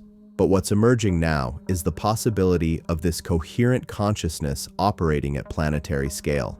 Imagine billions of human beings learning to think and feel and create from states of integral awareness. Imagine the collective intelligence that could emerge when individual human consciousness aligns with cosmic principles of both order and creativity. This isn't utopian fantasy, it's the logical next step in consciousness evolution, and it's beginning to happen through the very technologies and global challenges that often seem so overwhelming. Climate change is forcing humanity to think systemically, to consider the long-term consequences of short-term choices, to balance individual desires with collective needs.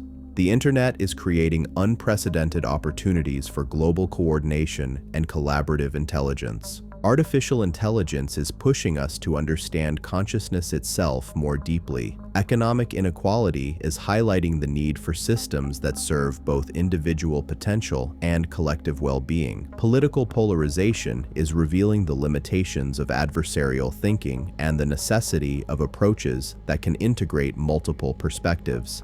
Technological disruption is accelerating the pace of change beyond what traditional institutional structures can handle, creating space for new forms of organization that are both flexible and stable.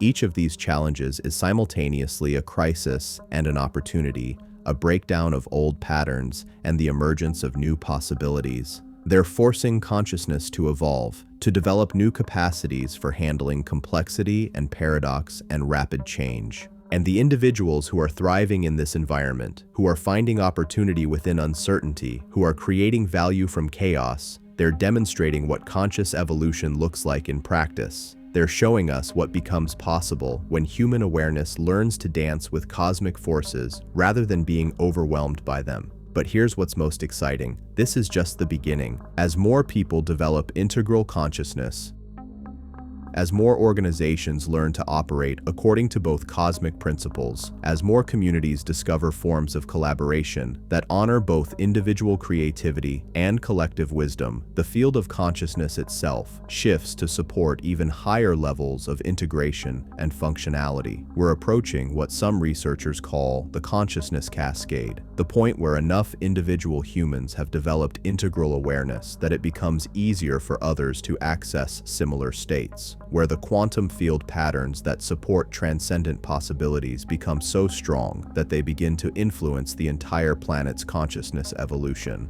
This is why your individual choices matter so profoundly. You're not just determining your personal experience. You're contributing to the collective probability patterns that will determine which timeline humanity inhabits. Every moment of expanded awareness you achieve makes it easier for others to access similar states. Every creative solution you discover adds to the field of possibility that others can draw upon. The cosmic clash between order and chaos that has driven human evolution for millennia is reaching its resolution through you.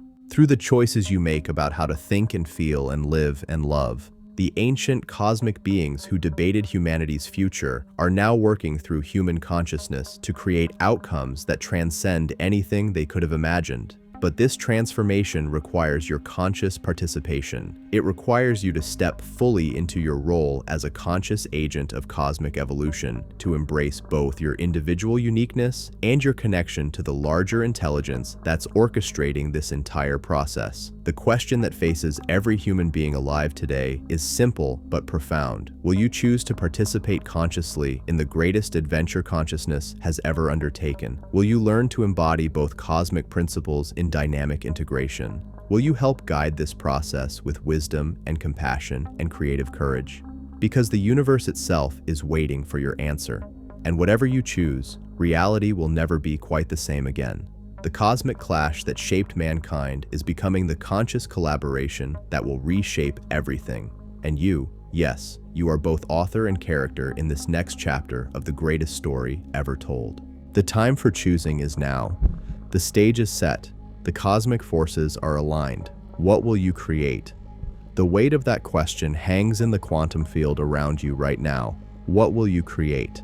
But before you can answer, you need to understand something that will fundamentally shift how you see reality itself. Because what's happening in this moment as you process these concepts, as your consciousness expands to hold these possibilities, isn't just personal growth, it's cosmic engineering. Every neuron that fires in response to these ideas is literally rewiring the fabric of space-time. Every moment of recognition, every flash of understanding, every expansion of awareness is sending ripples through the quantum field that will influence events across multiple timelines. You're not just learning about cosmic forces, you're becoming one. This is what the ancient texts were really describing when they spoke of humans being made in the image of the divine. Not that we look like cosmic beings, but that we possess the same fundamental creative capacity, the ability to collapse infinite possibility into specific reality through the focused application of consciousness. But here's where most people get stuck. They think this creative power only works on a grand scale, that you need to be some kind of spiritual master or technological genius to influence reality in meaningful ways. They're waiting for permission, for the right circumstances, for enough knowledge or power or resources to finally start creating the life and world they actually want.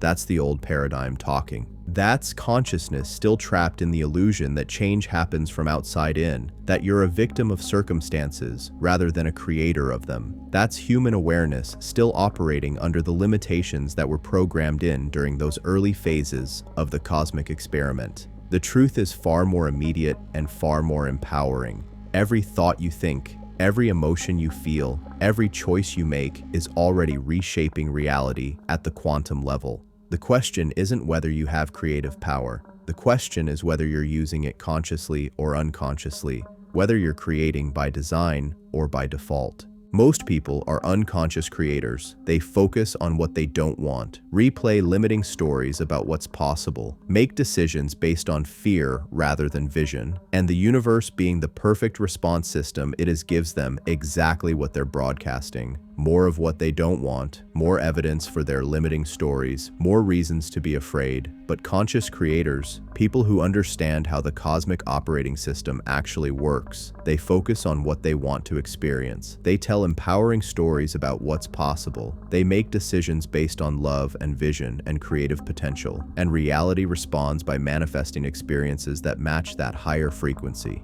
This isn't positive thinking or wishful fantasy. This is applied quantum mechanics. This is consciousness technology in action. Think about the last time you had a breakthrough moment, when a problem that had been bothering you for weeks suddenly resolved itself, when an opportunity appeared out of nowhere, when you met exactly the right person at exactly the right time. That wasn't coincidence. That was your consciousness temporarily aligning with cosmic creative forces and manifesting synchronicity. The difference between people who experience regular miracles and those who struggle with constant problems isn't luck or genetics or circumstances. It's their relationship with the fundamental creative forces of the universe. It's whether they've learned to work with both Enlil's organizing principle and Enki's creative flow simultaneously. When you master this balance, when you become fluent in the language of cosmic consciousness, reality becomes incredibly responsive to your intentions. Not in some magical bypass the laws of physics way, but through the natural operation of quantum field dynamics and consciousness-reality interaction. You start to notice that when you hold a clear vision of what you want to create while taking practical steps toward that goal, resources appear, connections form, opportunities emerge. When you approach challenges with both analytical thinking and intuitive insight, solutions present themselves that you never could have figured out through either approach alone. When you treat other people as expressions of the same cosmic consciousness you're embodying, relationships become more harmonious, communication becomes more effective, conflicts resolve more easily.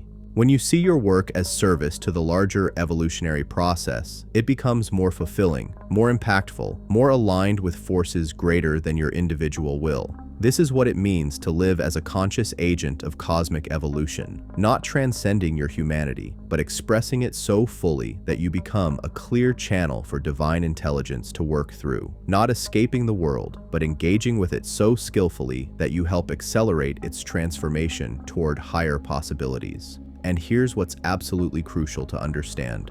This capacity isn't reserved for special people or future generations.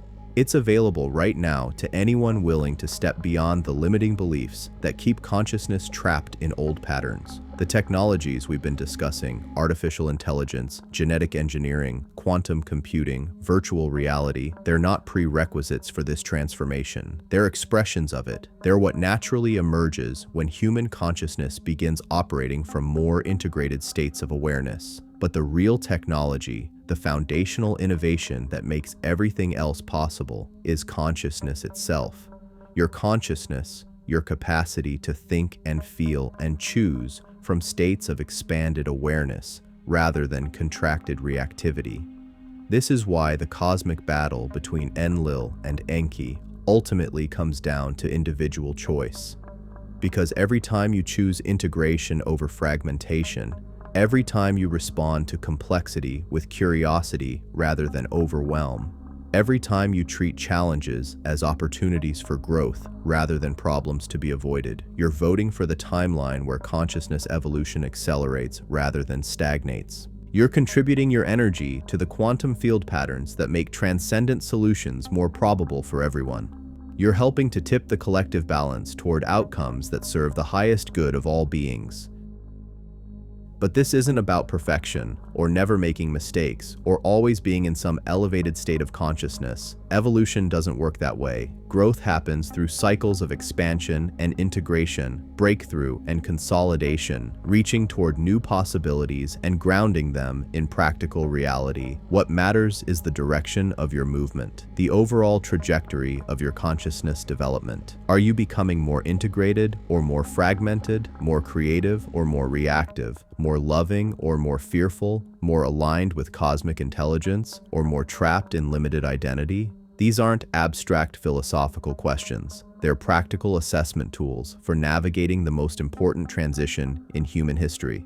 Because we're living through the phase shift where individual human consciousness either evolves to match cosmic consciousness or gets overwhelmed by the accelerating complexity of reality. The good news is that the universe itself is supporting this evolution. The same quantum fields that respond to your individual awareness are also creating conditions that encourage consciousness development. The challenges we're facing globally, climate change, technological disruption, social transformation, they're not random crises. They're evolutionary pressures designed to accelerate human awareness beyond its current limitations. Every difficulty you encounter, every problem you're asked to solve, every relationship that challenges you to grow, they're all perfectly designed learning opportunities, cosmic curriculum for developing the capacities you'll need to thrive in the reality that's emerging. This is why resistance and struggle feel so exhausting, while flow and alignment feel energizing, even when they require tremendous effort. When you're fighting against the evolutionary current, you're working against forces far greater than your individual will. But when you're aligned with cosmic intelligence, when you're participating consciously in the transformation that's already happening, you have access to energy and insight and creative power that transcends what any individual could generate alone.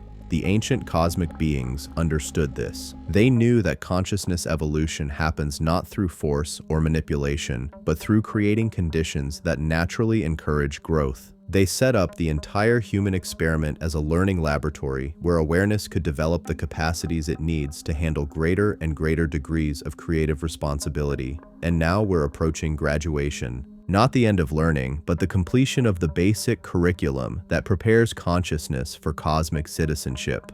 The development of awareness that can work with both order and creativity, both individual expression and collective harmony, both earthly embodiment and cosmic perspective. This is what the next phase of human evolution looks like.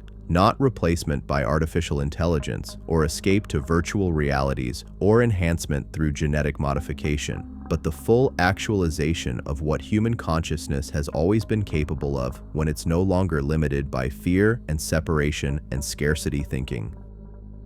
Beings who can love unconditionally while thinking strategically, who can embrace change while maintaining stability, who can hold global perspectives while caring for local communities, who can work with cosmic forces while remaining grounded in human compassion. This is your destiny, not as something that might happen in some distant future, but as a capacity that's available right now in this moment through the simple choice to align your awareness with the deepest intelligence of the universe. The cosmic clash that shaped mankind is resolving into conscious collaboration through you. The ancient conflict between order and chaos is becoming creative partnership through your willingness to embody both principles in dynamic integration. Every breath you take is an opportunity to participate more consciously in this process. Every heartbeat is a chance to align more fully with cosmic intelligence. Every moment of awareness is an invitation to step more completely into your role as a conscious agent of universal evolution. The question isn't whether you're qualified for this responsibility. Consciousness itself has been preparing you for this moment throughout your entire existence. Every experience you've had, every challenge you've overcome,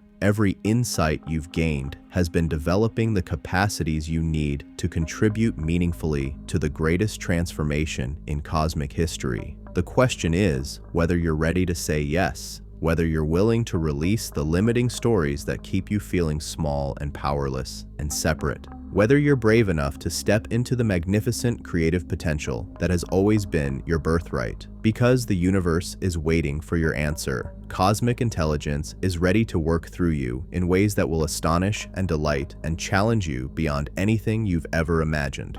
The field of infinite possibility is responding to your consciousness right now, preparing to manifest whatever reality you choose to create. The cosmic clash that shaped mankind becomes the conscious collaboration that reshapes everything the moment you decide to participate fully. The ancient battle between competing forces transforms into creative partnership the instant you choose integration over conflict. This is your moment. This is your choice. This is your opportunity to step into the role you were always meant to play in the greatest story ever told. What will you create? The answer is already forming in the quantum field around you, waiting for your consciousness to collapse it into reality. The cosmic forces that have been shaping human evolution for millennia are ready to work through you in unprecedented ways. All that remains is for you to choose. The choice reverberates through dimensions you can't even perceive yet. Because here's what nobody tells you about cosmic consciousness. It's not some distant ethereal concept floating around in mystical texts. It's the most practical, immediate, down-to-earth reality you'll ever encounter. Every single person who has ever achieved anything extraordinary, who has ever broken through impossible barriers, who has ever transformed their life or changed the world, has done so by unconsciously tapping into these same cosmic principles we've been exploring. But most of them never realized what they were doing. They stumbled into alignment by accident, through desperation or inspiration, or sheer stubborn determination. They accessed cosmic intelligence without understanding the mechanics. Like someone discovering electricity by getting struck by lightning. What's different now? What makes this moment in history absolutely unique is that for the first time, we can do this consciously. We can understand the operating system. We can work with these forces deliberately, systematically, with full awareness of what we're accessing and why it works. Think about Steve Jobs for a moment. Here was someone who somehow knew that technology needed to be both incredibly sophisticated and completely intuitive. He demanded products that satisfied the most rigorous engineering standards while feeling magical to ordinary users. That's Enlil and Enki working in perfect partnership, absolute precision in service of limitless possibility. Or consider someone like Oprah Winfrey, who built a media empire by combining disciplined business strategy with authentic emotional connection. She created structured platforms that enabled spontaneous human transformation. She mastered both the mechanics of mass communication and the art of touching individual souls. These aren't accidents. These are examples of human consciousness learning to channel both cosmic principles simultaneously, and the results speak for themselves.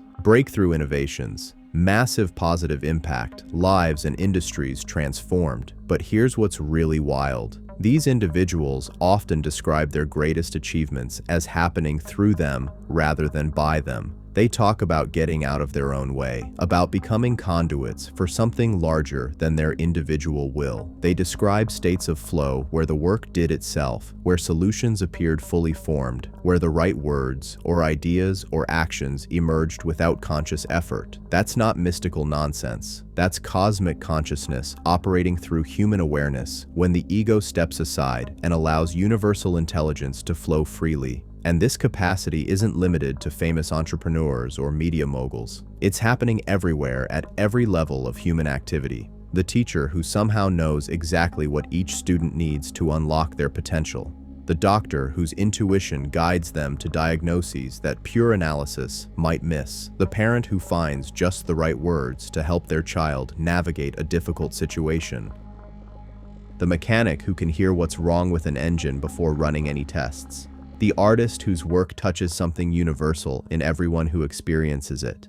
The friend who always seems to know when you need support, who shows up at exactly the right moment with exactly the right energy. These aren't superhuman abilities. They're natural functions of consciousness when it's operating from states of integration rather than fragmentation, when it's aligned with cosmic intelligence rather than trapped in limited identity. But most people experience these moments as rare exceptions rather than normal operating mode. They think of flow states and creative breakthroughs and intuitive insights as special gifts that occasionally descend from heaven rather than natural capacities that can be developed and strengthened through practice. That's because they're still operating under the old paradigm, the one that treats consciousness as something produced by individual brains rather than something that individual brains can learn to receive and transmit more clearly. When you understand that consciousness is fundamental to reality itself, when you realize that your awareness is actually an expression of cosmic intelligence temporarily focused through biological form, everything changes. You stop trying to figure everything out with your limited personal mind and start learning to align with the unlimited intelligence that's always available.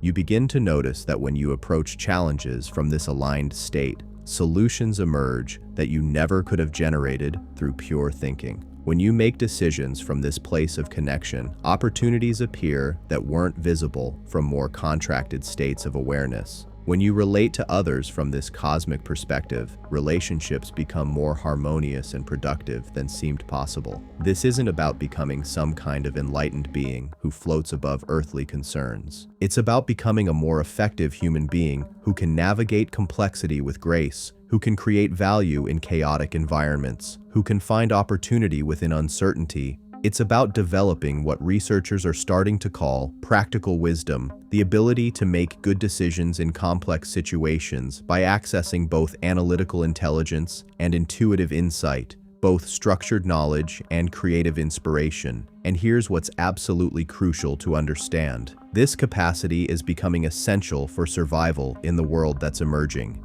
The old approaches of relying purely on logical analysis or purely on emotional intuition, choosing either individual achievement or collective cooperation, trying to control outcomes rather than dancing with uncertainty, they're becoming obsolete. The challenges we're facing globally require forms of intelligence that can work with paradox and complexity and rapid change. The opportunities that are emerging require creativity that can function within practical constraints. The relationships and communities and organizations that will thrive are those that can honor both individual authenticity and collective harmony.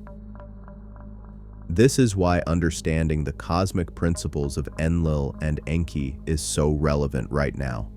It's not ancient history, it's the user manual for navigating the transition we're all living through. It's the key to developing the kind of consciousness that can not just survive, but thrive in an increasingly complex and rapidly changing world. Because here's what's happening.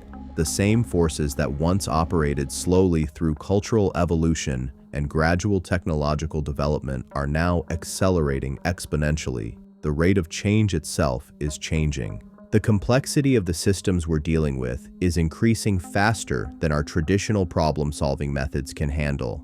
This creates what systems theorists call requisite variety, the principle that the complexity of your response system must match the complexity of the challenges you're facing. If your consciousness is operating from simple, linear, either-or thinking patterns, you'll be overwhelmed by environments that require dynamic, multi-dimensional both-and responses. But if your awareness can hold multiple perspectives simultaneously, if you can work with paradox and uncertainty as naturally as you currently work with simple cause and effect relationships, if you can access both analytical precision and creative intuition in real time, then complexity becomes opportunity rather than overwhelm. This is what the next generation is instinctively developing. They're growing up in environments that require this kind of integrated consciousness just to function normally. They're learning to process multiple streams of information simultaneously, to collaborate with people they've never met on projects that exist only in virtual space, to create value in digital economies that didn't exist a decade ago. To older generations, this often looks like scattered attention or superficial engagement. But what's actually happening is the emergence of new cognitive capacities, awareness that can be both deeply focused and broadly receptive. Intelligence that can work with both local details and global patterns. Consciousness that can navigate both individual expression and collective coordination. They're demonstrating that the ancient cosmic conflict can be resolved through practical integration rather than theoretical transcendence. They're showing us what it looks like when human consciousness evolves to match the complexity of the reality it's embedded in. But this evolution isn't automatic. It requires conscious participation. It requires individuals who understand what's happening and choose to develop these capacities deliberately rather than just stumbling into them accidentally. This is where you come in, because whether you realize it or not, you're already participating in this process. Every time you face a decision that requires balancing multiple considerations, every time you need to be both creative and practical, every time you have to navigate relationships that honor both individual needs and collective well-being, you're working with these cosmic principles.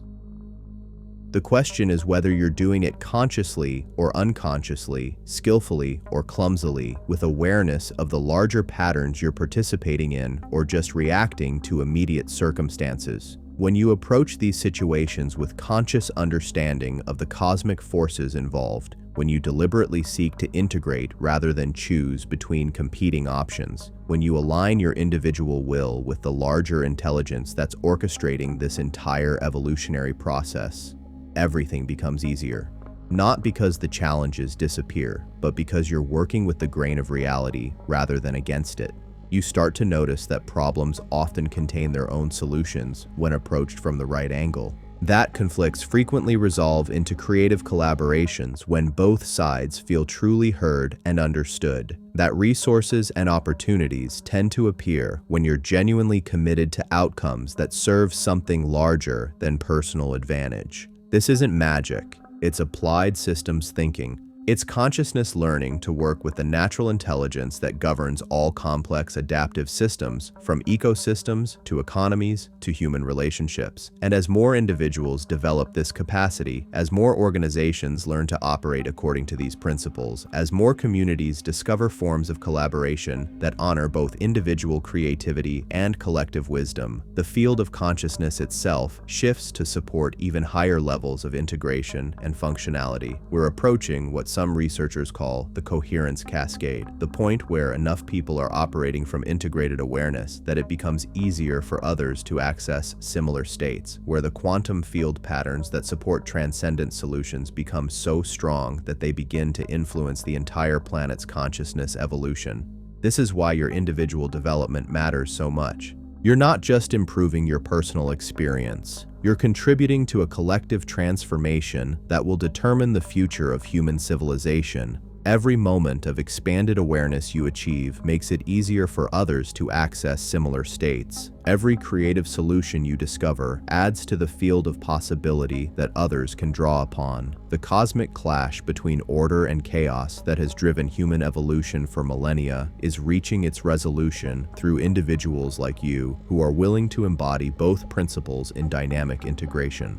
The ancient conflict is transforming into conscious collaboration through people who understand that the real power lies not in choosing sides, but in transcending the apparent contradiction entirely. But this transformation requires more than just intellectual understanding.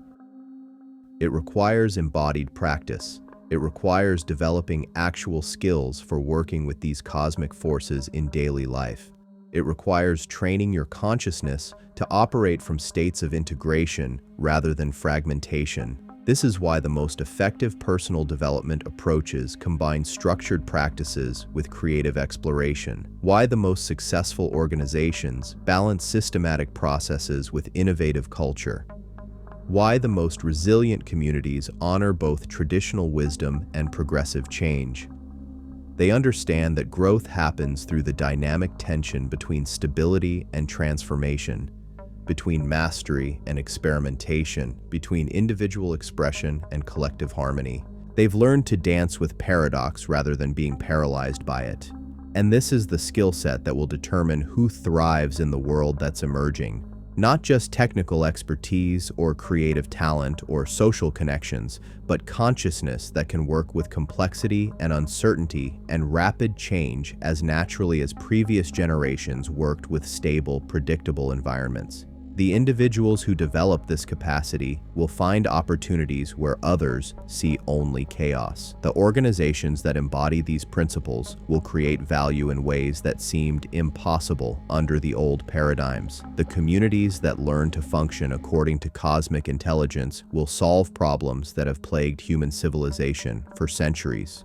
But perhaps most importantly, the people who choose to participate consciously in this evolutionary process will experience a quality of life that transcends anything previous generations could imagine. Not because external circumstances become perfect, but because their relationship to whatever circumstances arise becomes infinitely more skillful and creative and fulfilling. They discover that when you're aligned with cosmic intelligence, when you're participating in the larger evolutionary process with full awareness and commitment, life becomes an adventure rather than a struggle. Challenges become opportunities for growth. Relationships become vehicles for mutual evolution. Work becomes service to something infinitely meaningful. This is what awaits anyone willing to step beyond the limiting beliefs that keep consciousness trapped in old patterns. This is the invitation that's being extended to every human being alive today to participate consciously in the greatest transformation in the history of awareness itself. The cosmic clash that shaped mankind is becoming the conscious collaboration that will reshape everything. And you, yes, you, are being invited to play a central role in this unprecedented adventure. The only question that remains is whether you're ready to accept that invitation. Whether you're willing to release whatever keeps you feeling small and separate and powerless. Whether you're brave enough to step into the magnificent creative potential that has always been your birthright.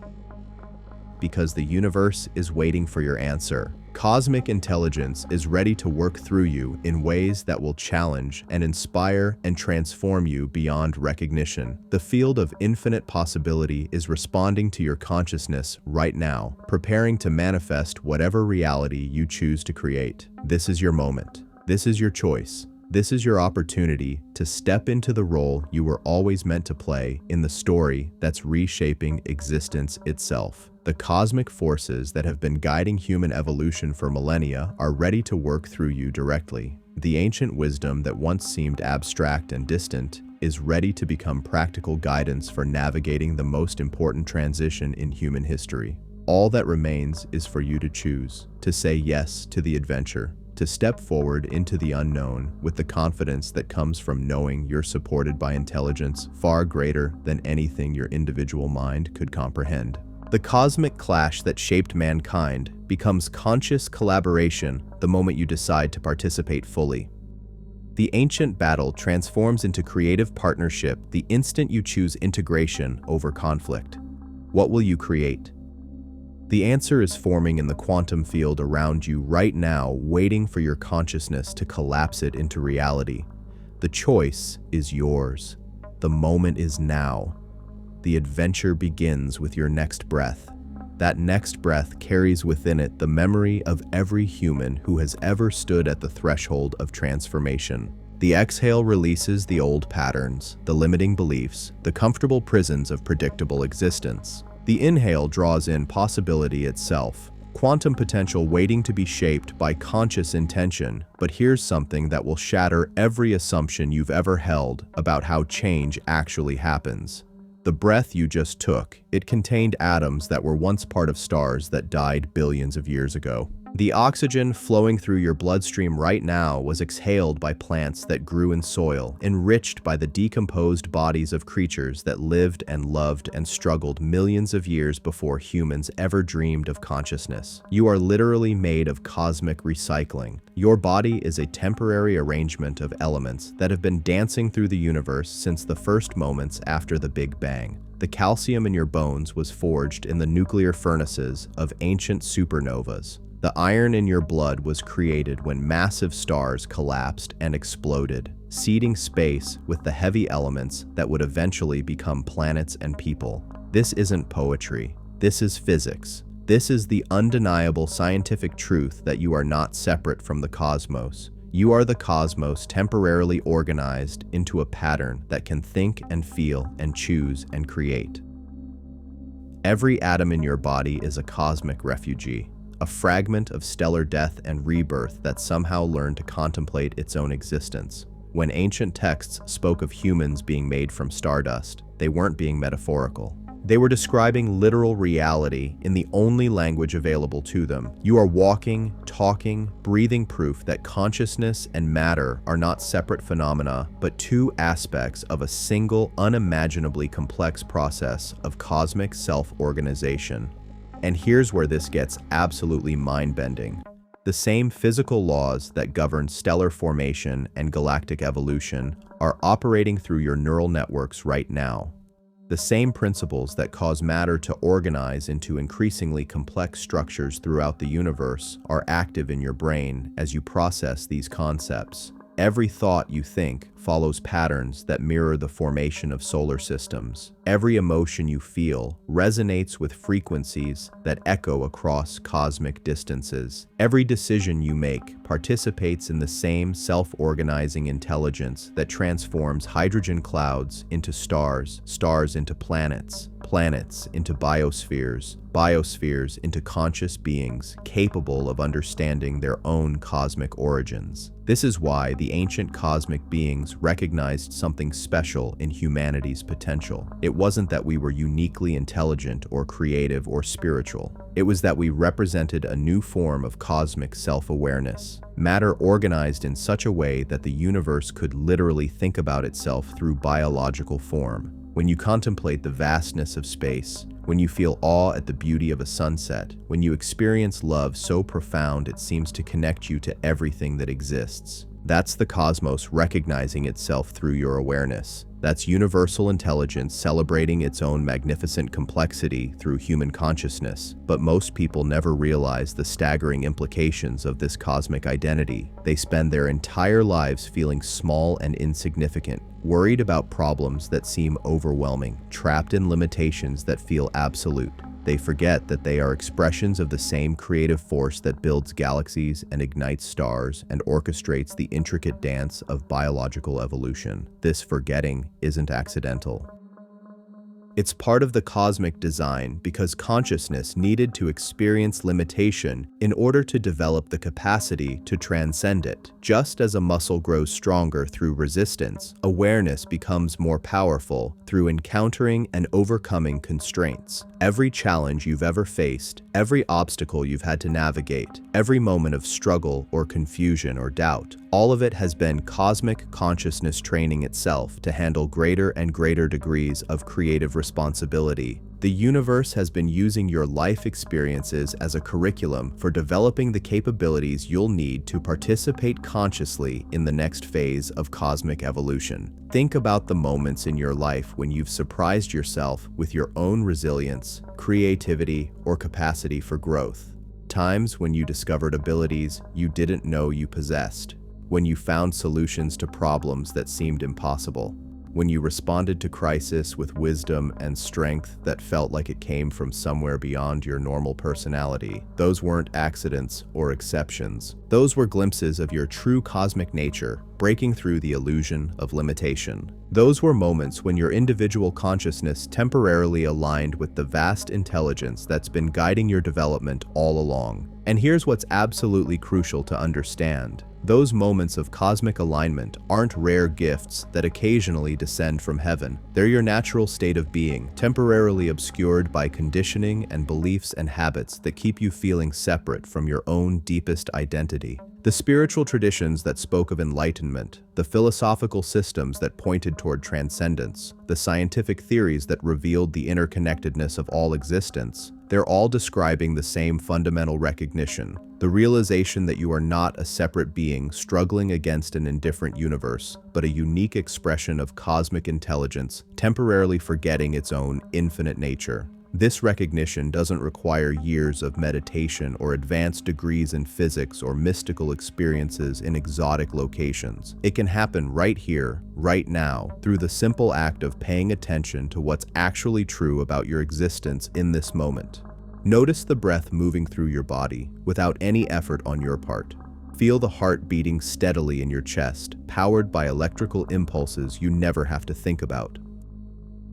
Observe the countless biological processes maintaining your life while you focus your attention on reading these words. None of this is happening because of your individual will or personal control. It's all being orchestrated by intelligence so vast and sophisticated that your conscious mind can barely comprehend a fraction of its complexity. The same intelligence that maintains the orbits of planets and the fusion reactions inside stars is keeping you alive and aware right now. When you really absorb this truth, when you let it penetrate beyond intellectual understanding into direct recognition, everything changes. The problems that seemed overwhelming suddenly appear manageable. The limitations that felt absolute start to dissolve. The creative potential that seemed reserved for other people begins to feel accessible and natural because you remember who you actually are. Not a small separate being trying to survive in a hostile universe, but cosmic consciousness itself, temporarily focused through biological form for the purpose of exploring what it's like to experience existence from this particular perspective.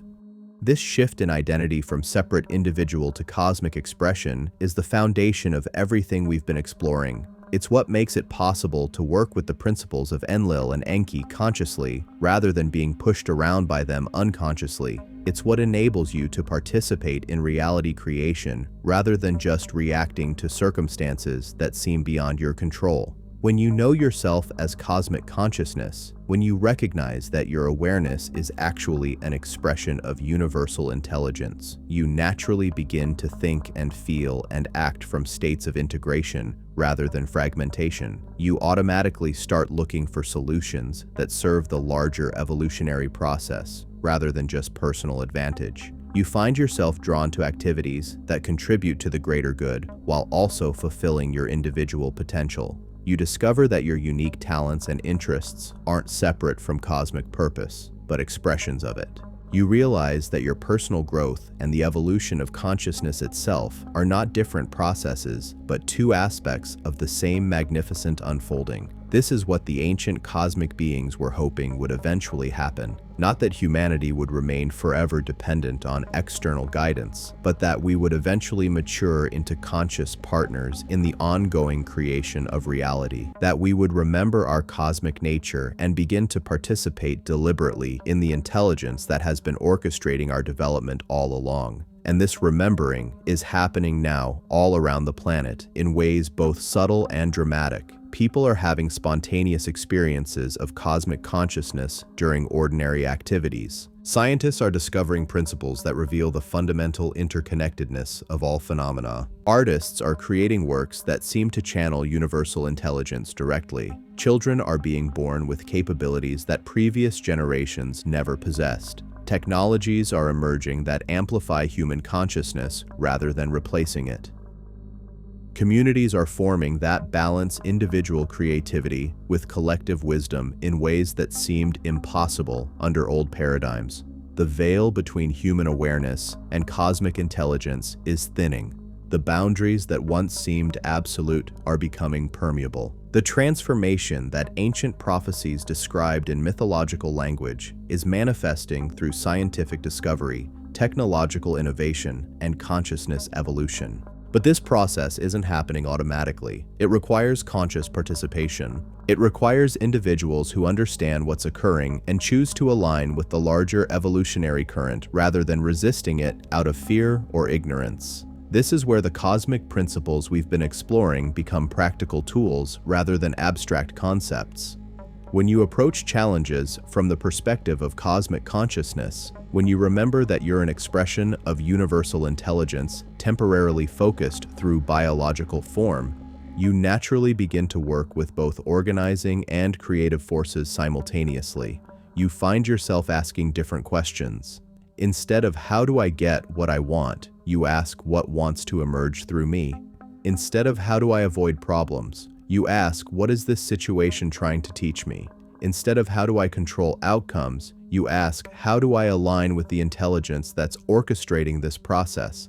These shifts in questioning activate different neural networks, access different levels of intelligence, attract different possibilities. They move you from the limited perspective of separate individuality into the vast creative potential of cosmic consciousness. And the results are immediate and practical. Decisions become clearer because you're accessing broader intelligence. Relationships improve because you're relating from your deepest identity rather than defensive personality patterns. Creative projects flow more easily because you're channeling universal creativity rather than trying to generate everything from personal effort. Work becomes more fulfilling because you're serving the larger evolutionary process rather than just personal ambition. Challenges become opportunities for growth because you recognize them as cosmic curriculum designed to develop specific capabilities. Life becomes an adventure rather than a struggle because you're participating consciously in the greatest story ever told. This is what awaits anyone willing to step beyond the illusion of separation into the recognition of their true cosmic nature. This is the invitation being extended to every human alive today to remember who you actually are and begin living from that recognition rather than from the limited identity that keeps you feeling small and powerless. The cosmic clash that shaped mankind becomes conscious collaboration the moment you realize that both Enlil and Enki are aspects of your own deepest nature.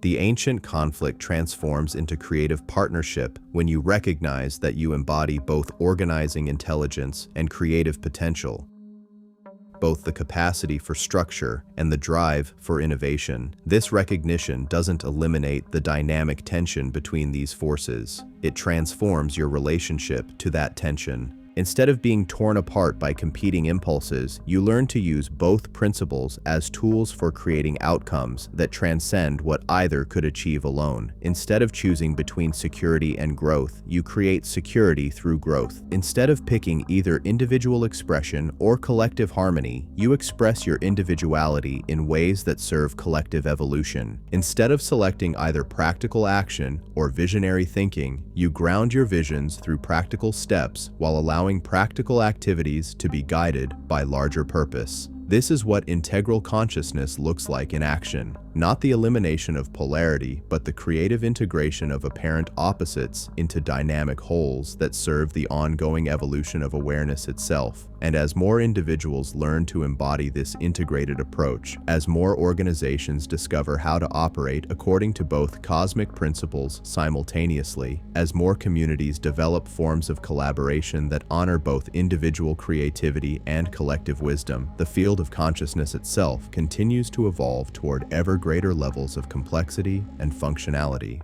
We're witnessing the emergence of what some researchers call planetary consciousness, awareness that can think and feel and act on global scales while remaining grounded in local wisdom and individual authenticity. Consciousness that can work with systems so complex that no individual mind could comprehend them fully, yet so responsive to individual choice that every decision matters profoundly. This is the next phase of the cosmic experiment that began in that ancient council chamber. Not the replacement of human consciousness with something alien, but the full actualization of what human awareness has always been capable of when it's no longer limited by fear and separation and scarcity thinking. The transformation is already underway. The question is whether you'll participate consciously or remain unconscious of the magnitude of what's occurring, whether you'll contribute your unique gifts to the collective awakening, or remain trapped in patterns that limit both your potential and the potential of consciousness itself. Because make no mistake, this is the moment, this is the time. This is the opportunity that every human who has ever lived has been preparing for, whether they realized it or not. The cosmic forces that have been shaping human evolution for millennia are ready to work through willing individuals in ways that will transform both personal experience and collective reality. The choice is yours. The moment is now. The adventure that will define the future of consciousness itself begins with your willingness to remember who you actually are and step fully into that cosmic identity. What will you choose? The universe itself is waiting for your answer, ready to support whatever reality you decide to create through the magnificent, terrifying, exhilarating act of conscious participation in your own cosmic destiny. The answer reverberates through every cell in your body as you realize something that changes everything. This isn't just a story about ancient cosmic beings or theoretical principles of consciousness evolution. This is your autobiography written in the stars. Your personal journey encoded in the very DNA that carries both the organizing wisdom of Enlil and the creative fire of Enki. Right now, in this very moment, you are the living resolution of their cosmic debate. Every breath you take is a vote cast in the parliament of reality.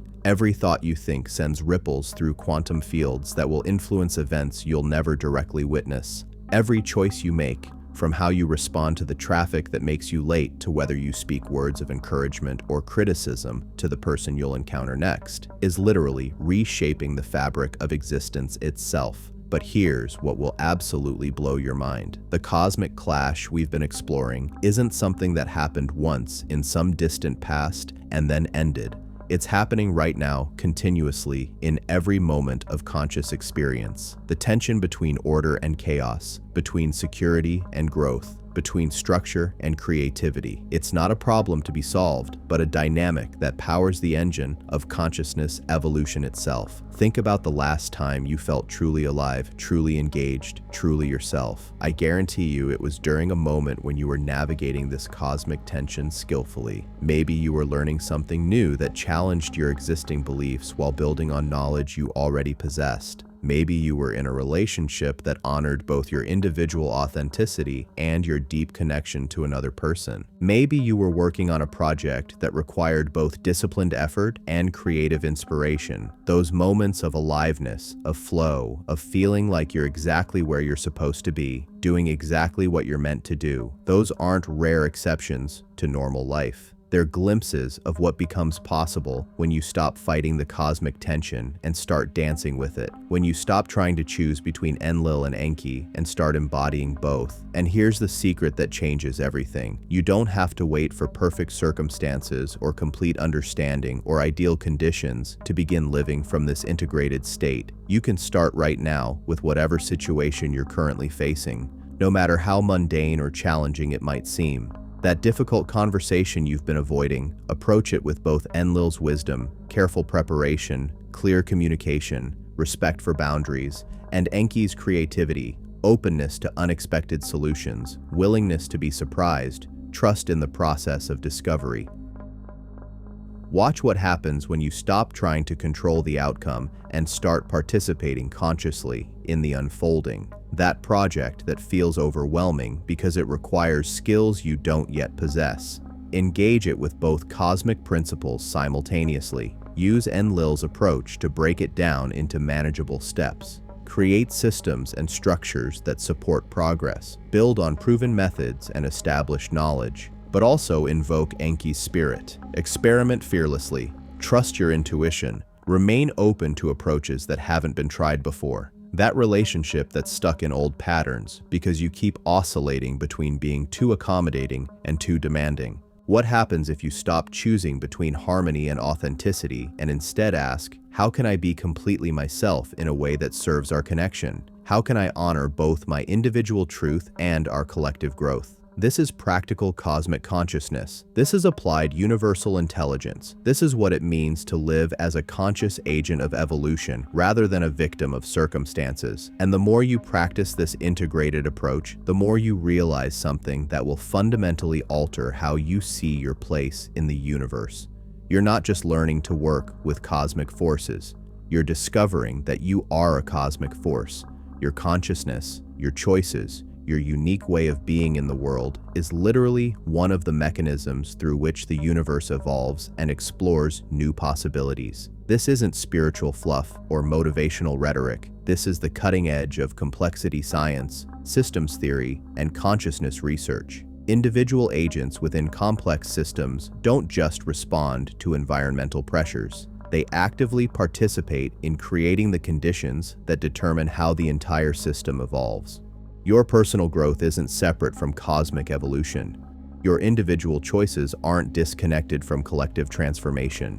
Your private struggles with balancing order and creativity, security and growth, individual expression and collective harmony, these aren't just personal challenges.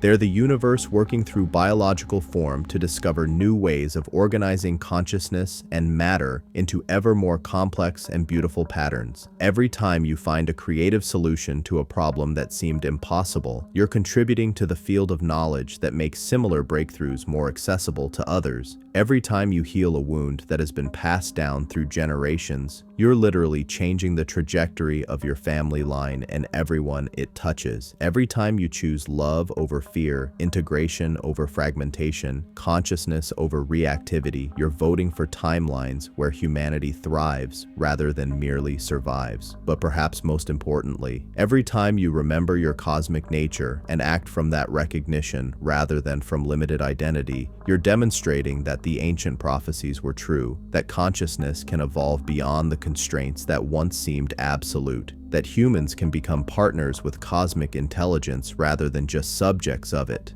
This is why your life matters so profoundly. Not because of what you achieve or accomplish in conventional terms, but because of how consciously you participate in the ongoing creation of reality itself. You are literally writing the next chapter of the cosmic story through the quality of attention you bring to each moment, the level of integration you embody in each relationship, the degree of wisdom and compassion you express in each choice. The cosmic clash that shaped mankind doesn't end with this video or this understanding or this moment of expanded awareness. It continues through you as you, in every breath and heartbeat and decision that flows through your existence. The ancient tension between order and chaos becomes the conscious collaboration that transforms everything the moment you stop seeing it as conflict and start experiencing it as the creative tension that powers all growth, all evolution, all life. This is your invitation. This is your moment. This is your opportunity to step fully into the role you were always meant to play in the greatest story ever told, not as a passive observer or unconscious participant, but as a conscious agent of the cosmic intelligence that has been orchestrating this entire magnificent process.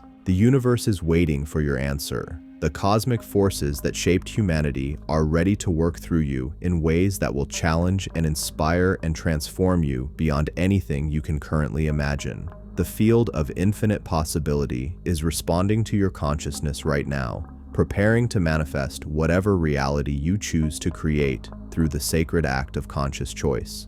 What will you choose? How will you dance with the cosmic tension that powers all evolution? How will you embody both the organizing wisdom of Enlil and the creative fire of Enki in your daily life, your relationships, your work, your contribution to the world? The answer is already forming in the quantum field around you, waiting for your consciousness to collapse it into reality. The cosmic clash that shaped mankind becomes the conscious collaboration that reshapes everything the moment you decide to participate fully. Your next breath begins the adventure. Your next choice writes the story. Your next moment of conscious awareness contributes to the transformation of consciousness itself throughout the entire universe. The cosmic brothers who once debated humanity's future are no longer distant entities making decisions about your destiny. They are aspects of your own deepest nature, cosmic principles that you can learn to embody and express and integrate in service of the ongoing evolution of awareness itself. This is who you are. This is why you're here. This is the magnificent, terrifying, exhilarating truth that changes everything. The cosmic clash that shaped mankind completes its transformation into conscious collaboration through you. The ancient story finds its resolution in your willingness to remember, to choose, to participate fully in the greatest adventure consciousness has ever undertaken. Welcome home, cosmic being. The universe has been waiting for you to remember who you truly are. Thanks for watching, everyone. If you enjoyed this video, don't forget to like, subscribe, and hit that notification bell so you never miss an update. Drop a comment below with your thoughts. I love hearing from you. Check out more videos on the screen, and I'll see you in the next one. Take care.